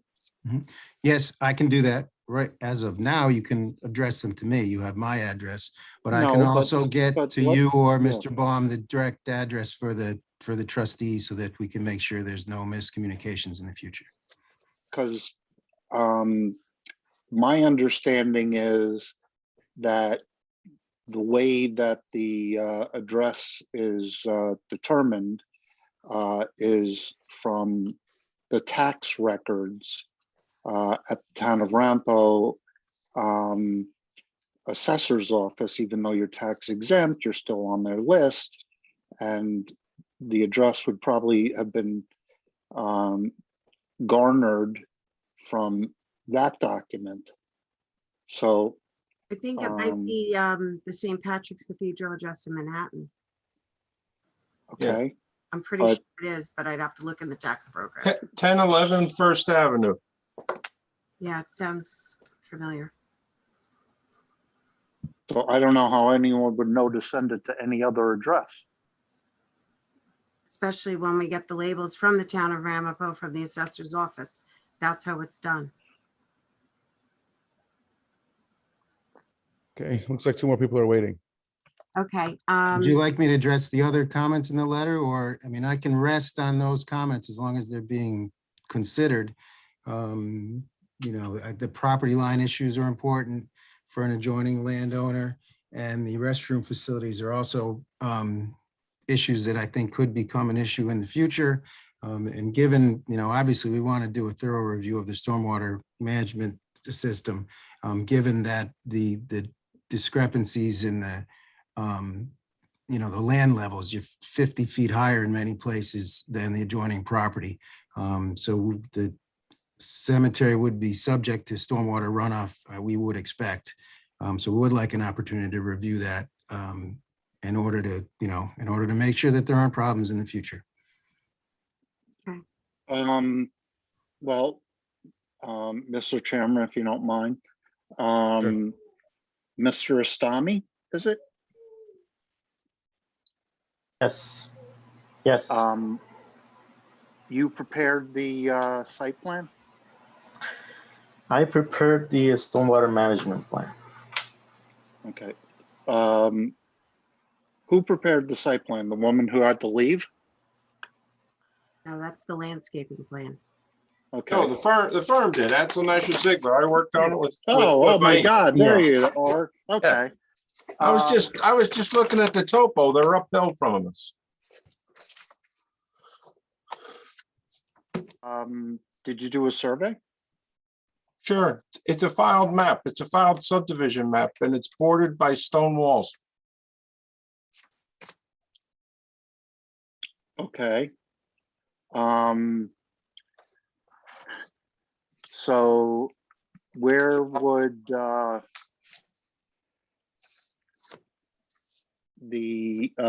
Mr. Parisi find a copy of that? If it's allowed by Paul, we'll send him anything he wants. I think that Matt and I could have a conversation and address these issues, be ready to, you know, comment on them for the next meeting. But, you know, again, we're not here for an approval tonight. So I don't think we need to resolve them tonight. And, you know, we're just here for our negative declaration so that we can proceed back to the zoning board of appeals to get our variance. Okay. There's two more people that Yeah, were. so, okay. Dan Finley. Yeah, thanks, Suzanne. Sure. So I guess I have a quick question here for Mr. Baker, who did the traffic study. You know, my curiosity is, when you're doing the traffic study, how extensive is that traffic study? Where is it? What is it determining? How far out does it go? So what we did was we actually put road tubes using automatic traffic recorder counts on Hillside Avenue for 7 days. we counted volume, speed, and vehicle class on Hillside Avenue, right near the site. And based on that information, we then were able to figure out for each hour of the day how much traffic there was. We assumed because the mikveh is going to be built in the same area, and the mikveh opens at basically 4 o'clock in the afternoon. And I also did the study for the mikveh. What we did was to take the most conservative approach, which was to take the traffic from the mikveh at 4 o'clock and assume that there would be a funeral at 4 o'clock at the same time, with approximately 20 people, 20 cars attending the funeral. And so you have the driveway, you have the people coming in, the people going out. And we ran an analysis, a capacity analysis using a Synchro software, which is accepted by the New York State DOT and by all the municipalities in Rockland County. And based on that information, we came up with the levels of service that Valerie spoke about. So that's how we did it. But we have speed on the road, which is in the report. We have the vehicle classes, and we have the volume. Does that include making a left turn on the Hillside Avenue? Yes. During rush hour? Well, you're talking about out of the cemetery or out of the mikveh? Yes, it does. Well, collectively here, if we're making the presumption that the mikveh is going to remain open, which I think is a little premature, but let's say it does. Okay. Yes, it The does. reason I bring it up is the other day, now that I no longer have access to the Hillside Bridge, I have to take a very circuitous path to get over to Good Samaritan Hospital. Understood. If I take my motor over there. So on Friday, I had to go the circuitous way. I got onto South Muncie Road. There was traffic there that 4 gas lines that were being put in. Okay. So that delayed me, about 10 minutes. I got to Route 59 and College Road was blocked. So I made a left turn onto Route 59 and I waited 7 lights to get to the light at Cherry Lane. And then from Cherry Lane over to Good Samaritan, it was another 15 minutes. So it took me 40 minutes to get from my place here on Oratam Road over to the Good Sam. So my concern is any impact at all trying to get onto East Saddle River Road that augments the already horrendous traffic that we have in the county, is going to jeopardize people. Unfortunately, I was taking my mother over there for a routine exam, but if she was going over there in an emergency situation, all of these issues here, same thing on Cherry Lane. We just don't have the infrastructure to support a lot of these. I don't object to the cemetery so much as long as you eliminate the clear cutting. But these traffic studies have to really be taken in a much broader view, because right now there are parts of Rockland County and right around here, it turns into a veritable parking lot. And as I said, I'm not opposed to the cemetery, but it's got to be looked at collectively. All of these projects looked at individually don't make any sense. Which is why, quite frankly, Mr. Finley, we looked at both projects in together, because for the simple reason that you just brought up, they should be looked at collectively, and they were. And by the way, the counts were done with the bridge closed. So it really gives you the true flavor of what was going on in Hillside Avenue. I understand that. It's just okay. Thanks. I think we have to. It's a collective. It's a I collective. think we have to move on. Okay. The 3 minutes is over. Thank you. We have one more person, Heather Federico. Hi, this is Heather Federico. I already gave my address and everything before, so I'll just get to it. So this traffic study, did you consider the basic skills school as well? Because I think that's going to add a lot more traffic than a funeral cemetery. I did not, because at the time I didn't know if it was going to be real or not, and so I went with what I knew was for sure. So I did not. Okay, well, I would suggest, like, if the board is looking into this, to take that into consideration, because that's probably going to add a lot more traffic. And just the clear cutting of the trees, there's I heard the legislature discuss this the other night, and is it true you're doing 5 acres at a time? Is that what's been decided? You're going to clear cut 5 acres of trees and do grass or dirt? Is that what's happening? Dave, you discussed the phasing of for the stormwater management and of the 5 acres. And the trees. Basically, Vaid designed the drainage, and then we went in and looked at how you would build this, because if you're standing in the road looking at the project, we have a major wall on the right side. So we looked at it and picked the right side going back all the way to the north corner. And we made that section 1 that was a little bit under 5 acres. And then the second section is the center. And then the last section is plots on the west side. So it ended up being 3 sections to keep it under 5 acres on each one. And I think the last one was like 2 acres. So over the time, it would be constructed in that phase, 1, 2, 3, starting east, going west.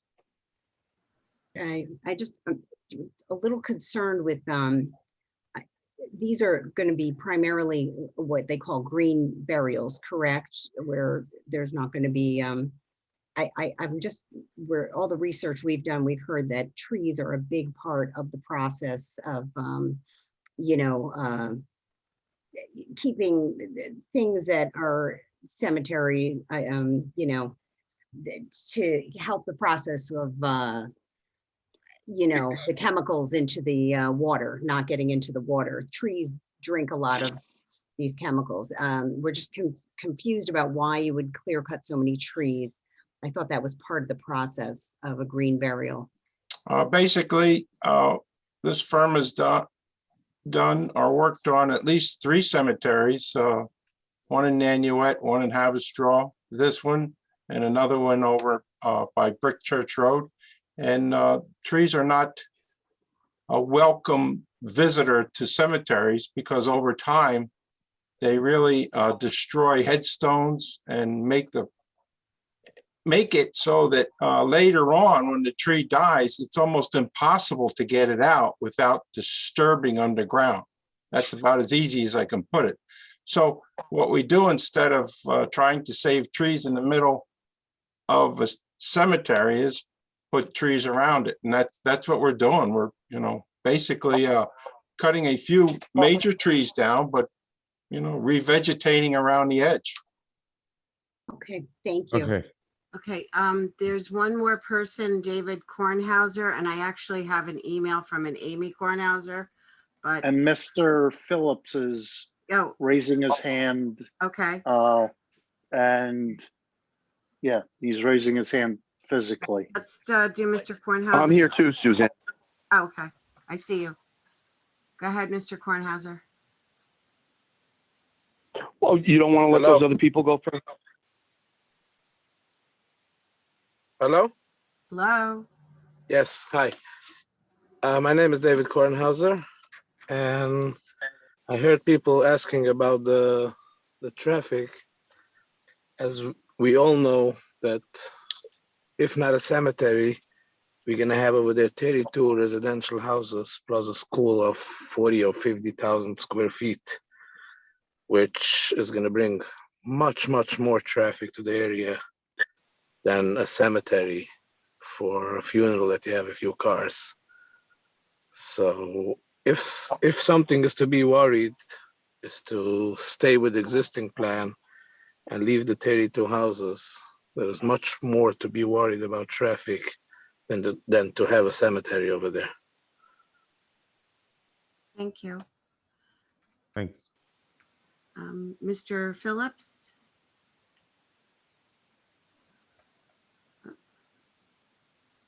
You're still You muted. have to unmute yourself, Mr. Phillips.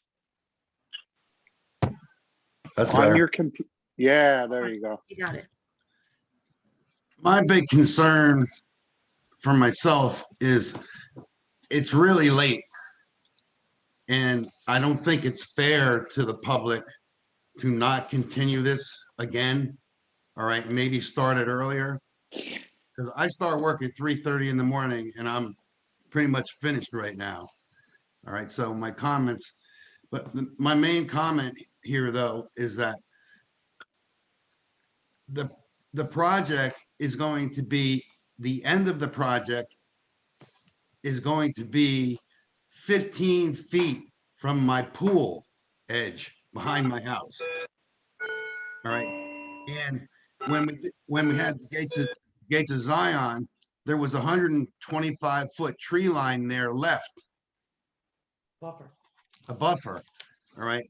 And there's no buffer in this plan at all so my family can live some of the life they used to live on our property. And I'd like it to be somewhat fair and understanding of the people that live here for 40 years or longer, that whole lifestyle we bought into would somewhat still be sustainable. And that's my comments. Let me ask you,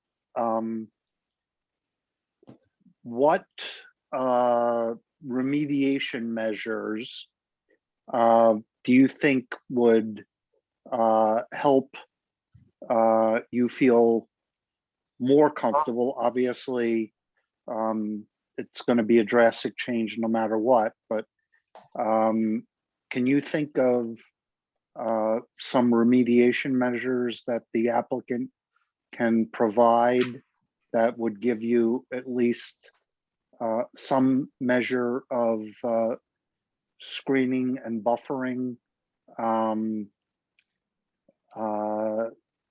that would satisfy you? I'd love to have the 100 feet of trees still behind my house. Well, that I know. Okay. But in the alternative. and the other part is the retaining wall is going to be facing the back of my property. All right. And I know what the property's like because I've walked through the woods here for 40 years. All right.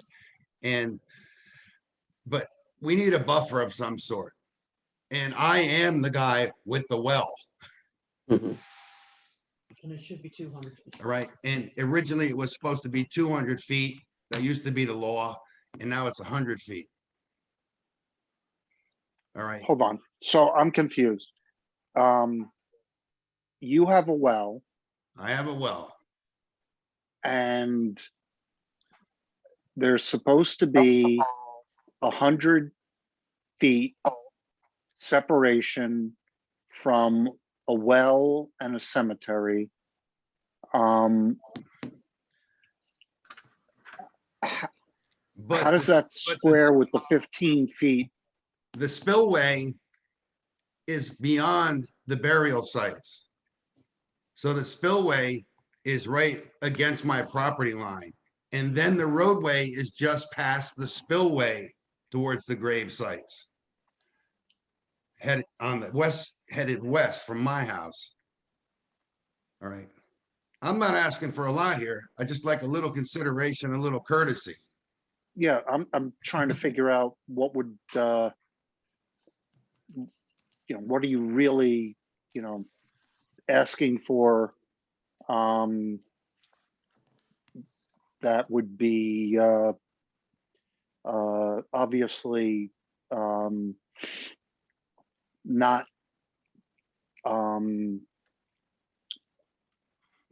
as is, but would at least make it more palatable for you. As Trees, I a said, fence. Yes. I don't really want to look at the retaining wall. I also don't want to look at the 6-foot chain link fence right on the property line. All right. And could I live with you won't even need the fence if the tree line was there. Nobody's fighting to get in the cemetery. And nobody's trying to get out of the cemetery. So I don't understand the need for the fence. Listen, I don't want to pretend that I'm a planner or an engineer. Does anyone who is a planner or an engineer have any suggestions?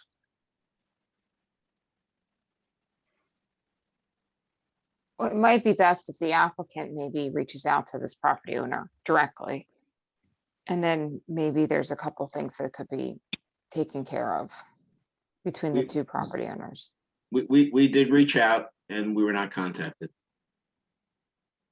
No, you actually sent me a letter that I did read the letter, even though it wasn't registered. And you were asking me to convenience you and give you the information on my well, the depth of my well, who put the well in, so much stuff you asked for when all you had to ask is, where is the well? All right. Okay. Paul, Sam, this is Sam. I'm ready to go down to this beautiful neighbor and say hello to him. I have no problem with that. And we'll address. Sam, are you the guy that?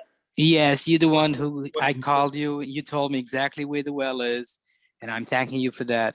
And I'll be visiting you in person, and we'll clear all your issues, and we'll make sure that you get trees. You won't see the wall. Whatever you need will be addressed. My pleasure. How's that? How's that? All right, and Sam, I just want you to know my house still isn't for sale, okay? Pleasure, no issue. Okay. All right, in the interest. Anybody else? of time. The only other thing. is- Yes, Anybody else want to speak? Oh, is that Mr. Yes. Klein? Stephen Klein? it is. It is. Okay, you have The 3 minutes. the Stephen Klein. Is that you, Dan? Saying that? You got it. Okay, 7-day Oh, how you doing, bud? Thank you, Dan. Dan, Suzanne, thank Yes. you guys very much. Thank all of you. Yeah, okay, so let me just, I'm hearing this, just sitting here hearing. First of all, I've been up to this site numerous times. Traffic, things in the road, counting cars. And I'm sitting and I'm trying to imagine what reality-based traffic study would ever allow this to go forward based on the character of the neighborhood as it is right now. All right, but that's only number one. Number two is when the Town of Arapahoe Zoning Board of Appeals was asked to consider all of this sudden unbridled development on this rural street. They said, well, we can only look at that, common sense be damned. We can only look at one thing at a time. We can't consider if there's other things are being developed. That was their lame excuse for granting these variances to this other project. You're talking about the mikvah? Oh, I am. All right, Yeah. but we're here for Indeed this I am. project. We're here for the cemetery. Right, I understand that, but I'm just saying that somewhere along the line, someone has to look at this collectively. And they have to look at the imposition of burden on the people who live here, all right? Who live there. It's sitting on an aquifer. These are headwaters to the Hackensack River watershed. And imagining the elimination of this old growth forest is difficult for me. And I don't live there. All right. And I don't understand. How about this? I don't understand if there are only going to be 25 burials a year, why there can't be some kind of partnership with Gates of Ascension to ameliorate all of these other issues.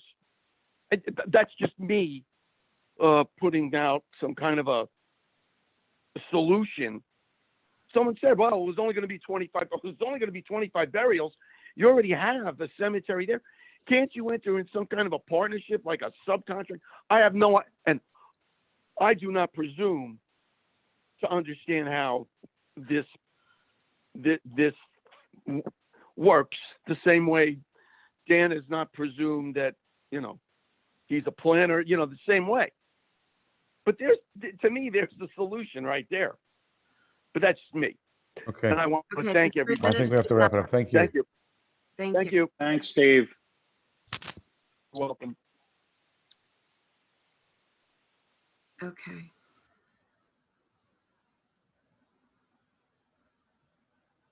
Okay, I so don't that's it. see anyone That's it? else. I think that's it. it. Okay. Oh, Lou's Okay. getting back on. Okay. Okay. Anything else we have to do before we wrap this up? Well, I would continue the public hearing. Okay.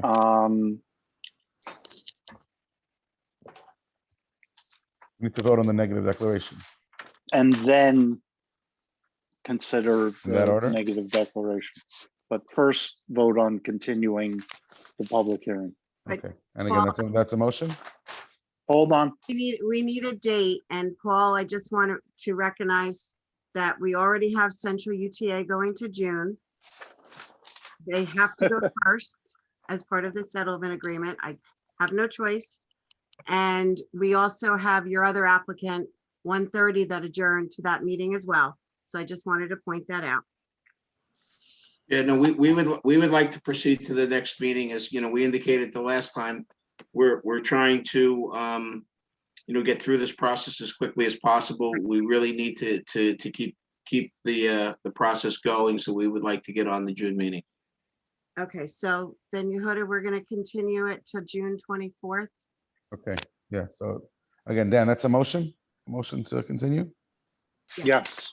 Okay. So a motion At to 7:30 continue. PM. Motion to continue the application, the public The hearing public hearing for Harshal with Cemetery at regard to 44 the Hillside site Avenue. plan Or to the site plan. to June 24th at 7:30. Well, I think PM. didn't Suzanne also suggest that when we're gonna have really long agendas, that we might want to consider having the meeting start earlier? So June So 24th, whenever. No, that was with ZBA. Well, no. When you were out for the battery storage, we talked about potentially making meetings earlier, but we've already have two applicants already going at 7:30. We continued those 7:30. The only other alternative I can think of is we have more than one meeting in a month. I don't know what else to do. Well, we're kind of locked in June. We're locked for June, but we have to think going forward because I already Okay. have applications going through. I mean, have you sent out your, I know in the time of COVID that we didn't have the option of taking summer vacations, but in the past, you would send around a list to all members and professionals as to when they can't make meetings. I think you ought to do that again, but it's not gonna, June 24th has to happen. No, I know it has to happen. And realistically, you're not going to be able to do anything for the rest of June, and there's not enough time beforehand to do anything earlier in June. No, because it's counting on June 10th. Correct. So for now, since UTA has to go first,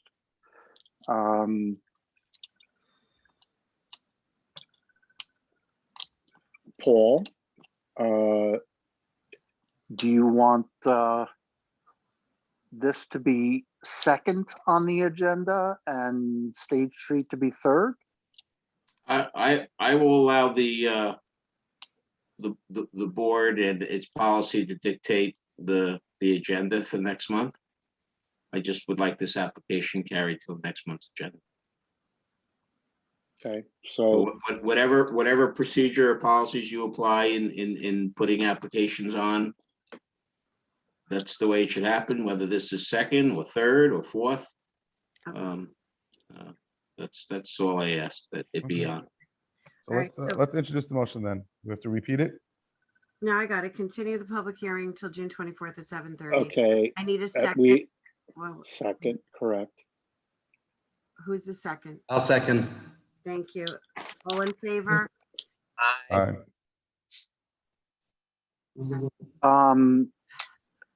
Let me bring up one other issue. Are there going to be bathrooms, restrooms, located, on this site? I don't recall. No, Okay, because that was one of the things that, the attorney for Bleakley Platt, brought up in his letter. I understand. Okay, No bathrooms are proposed. No structures are proposed. No water lines proposed. Okay, so Mr. Phillips, the project has not yet been approved.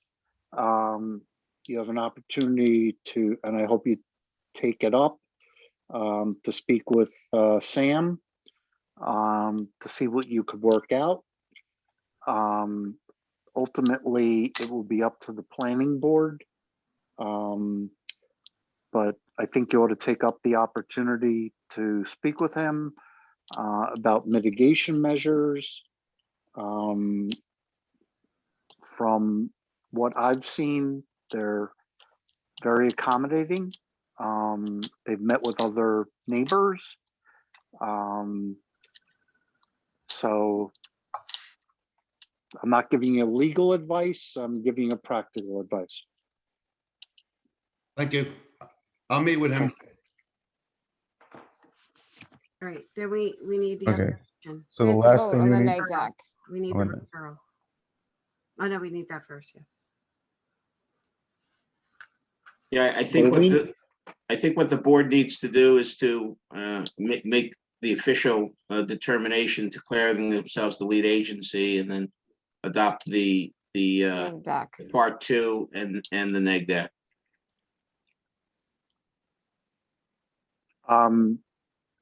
Yeah, with the lead agency, I would also note that the zoning board at its last meeting dated whatever, consented to the planning board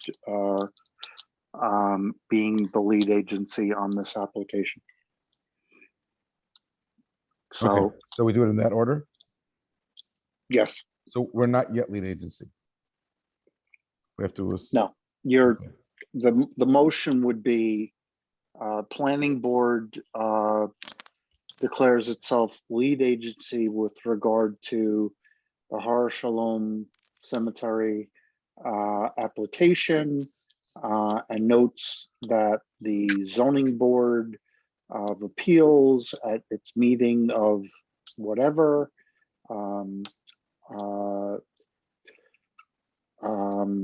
consented to the planning board being lead agency on this project.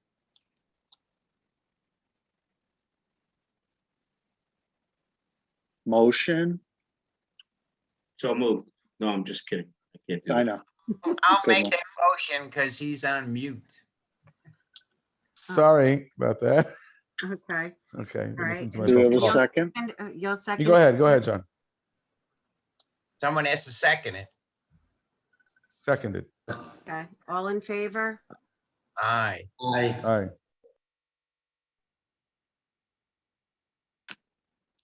Opposed? None. Okay, Okay. motion passes. Mm-hmm. Next motion, to grant a negative declaration with regard to the Har Shalom application. I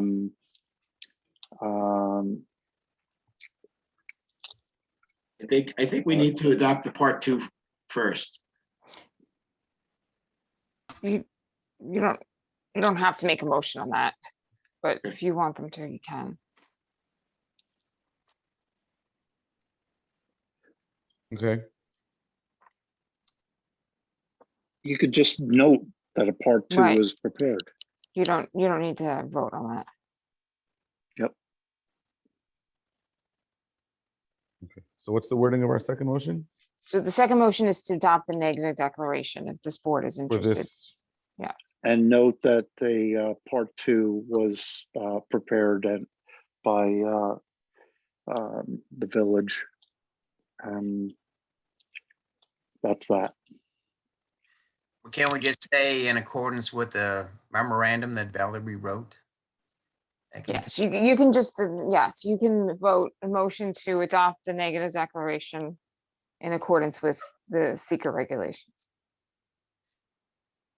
Okay. So should I put forth that motion?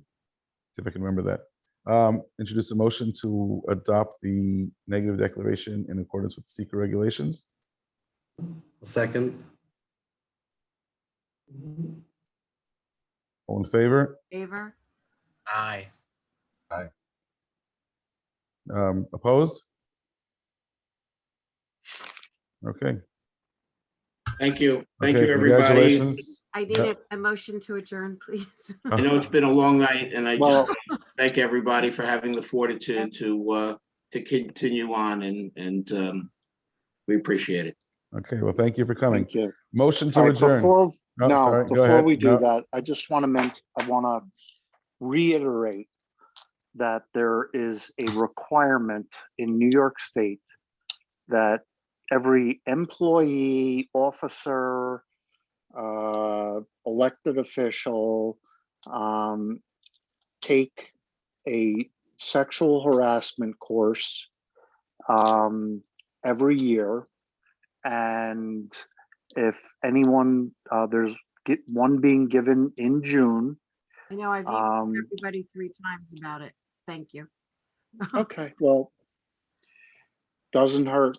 No, I know. I'm glad you're reminding them. But if you have taken it, can you send me your certificate? Please, so I know you took it, because I only got 4 out of the 12 of you, 14 of you. You have mine, right, Sue Ann? Yeah, I have yours, yes. Okay, Did you get mine? Well, you didn't send it to me, you sent it to Tammy, but I counted you in, yes. And you did an email, because you didn't get a certificate. Yeah. But I only have 2 other zoning board members, and I don't have anybody else, so I've been sending reminders. And I can't send the link until the week before, because that's when I'll get it. Okay, now, Mr. Chairman, Okay. motion to for- adjourn. For the final motion of the night, a motion to adjourn. Second. Okay. All in favor? Aye. Anybody opposed? Nobody opposed. Thank you. Have a good night, everybody. Okay. Good night. Actually, Good night. almost good morning. All right, yes. And Dan, I need to talk to you. Do you want me to wait till the morning? No, that's fine. All right, should I just call you? Yeah. Okay, I'll call you in 2 seconds. Thank you, everyone. Have a good night. You too. Thank Good job, you. Suzanne. Have a good sleep. And good job, Mr. Chairman, Thank for you, thank you. your first shepherding of We survived. a very trying meeting. I appreciate it. Listen, everyone was very cordial, and without your help, I would not have gotten through it. So thank you. Thank you, everybody. Thank Thank you. you. Thank you. Good night. Good night. Bye. Have a good night. Okay. Bye. Bye.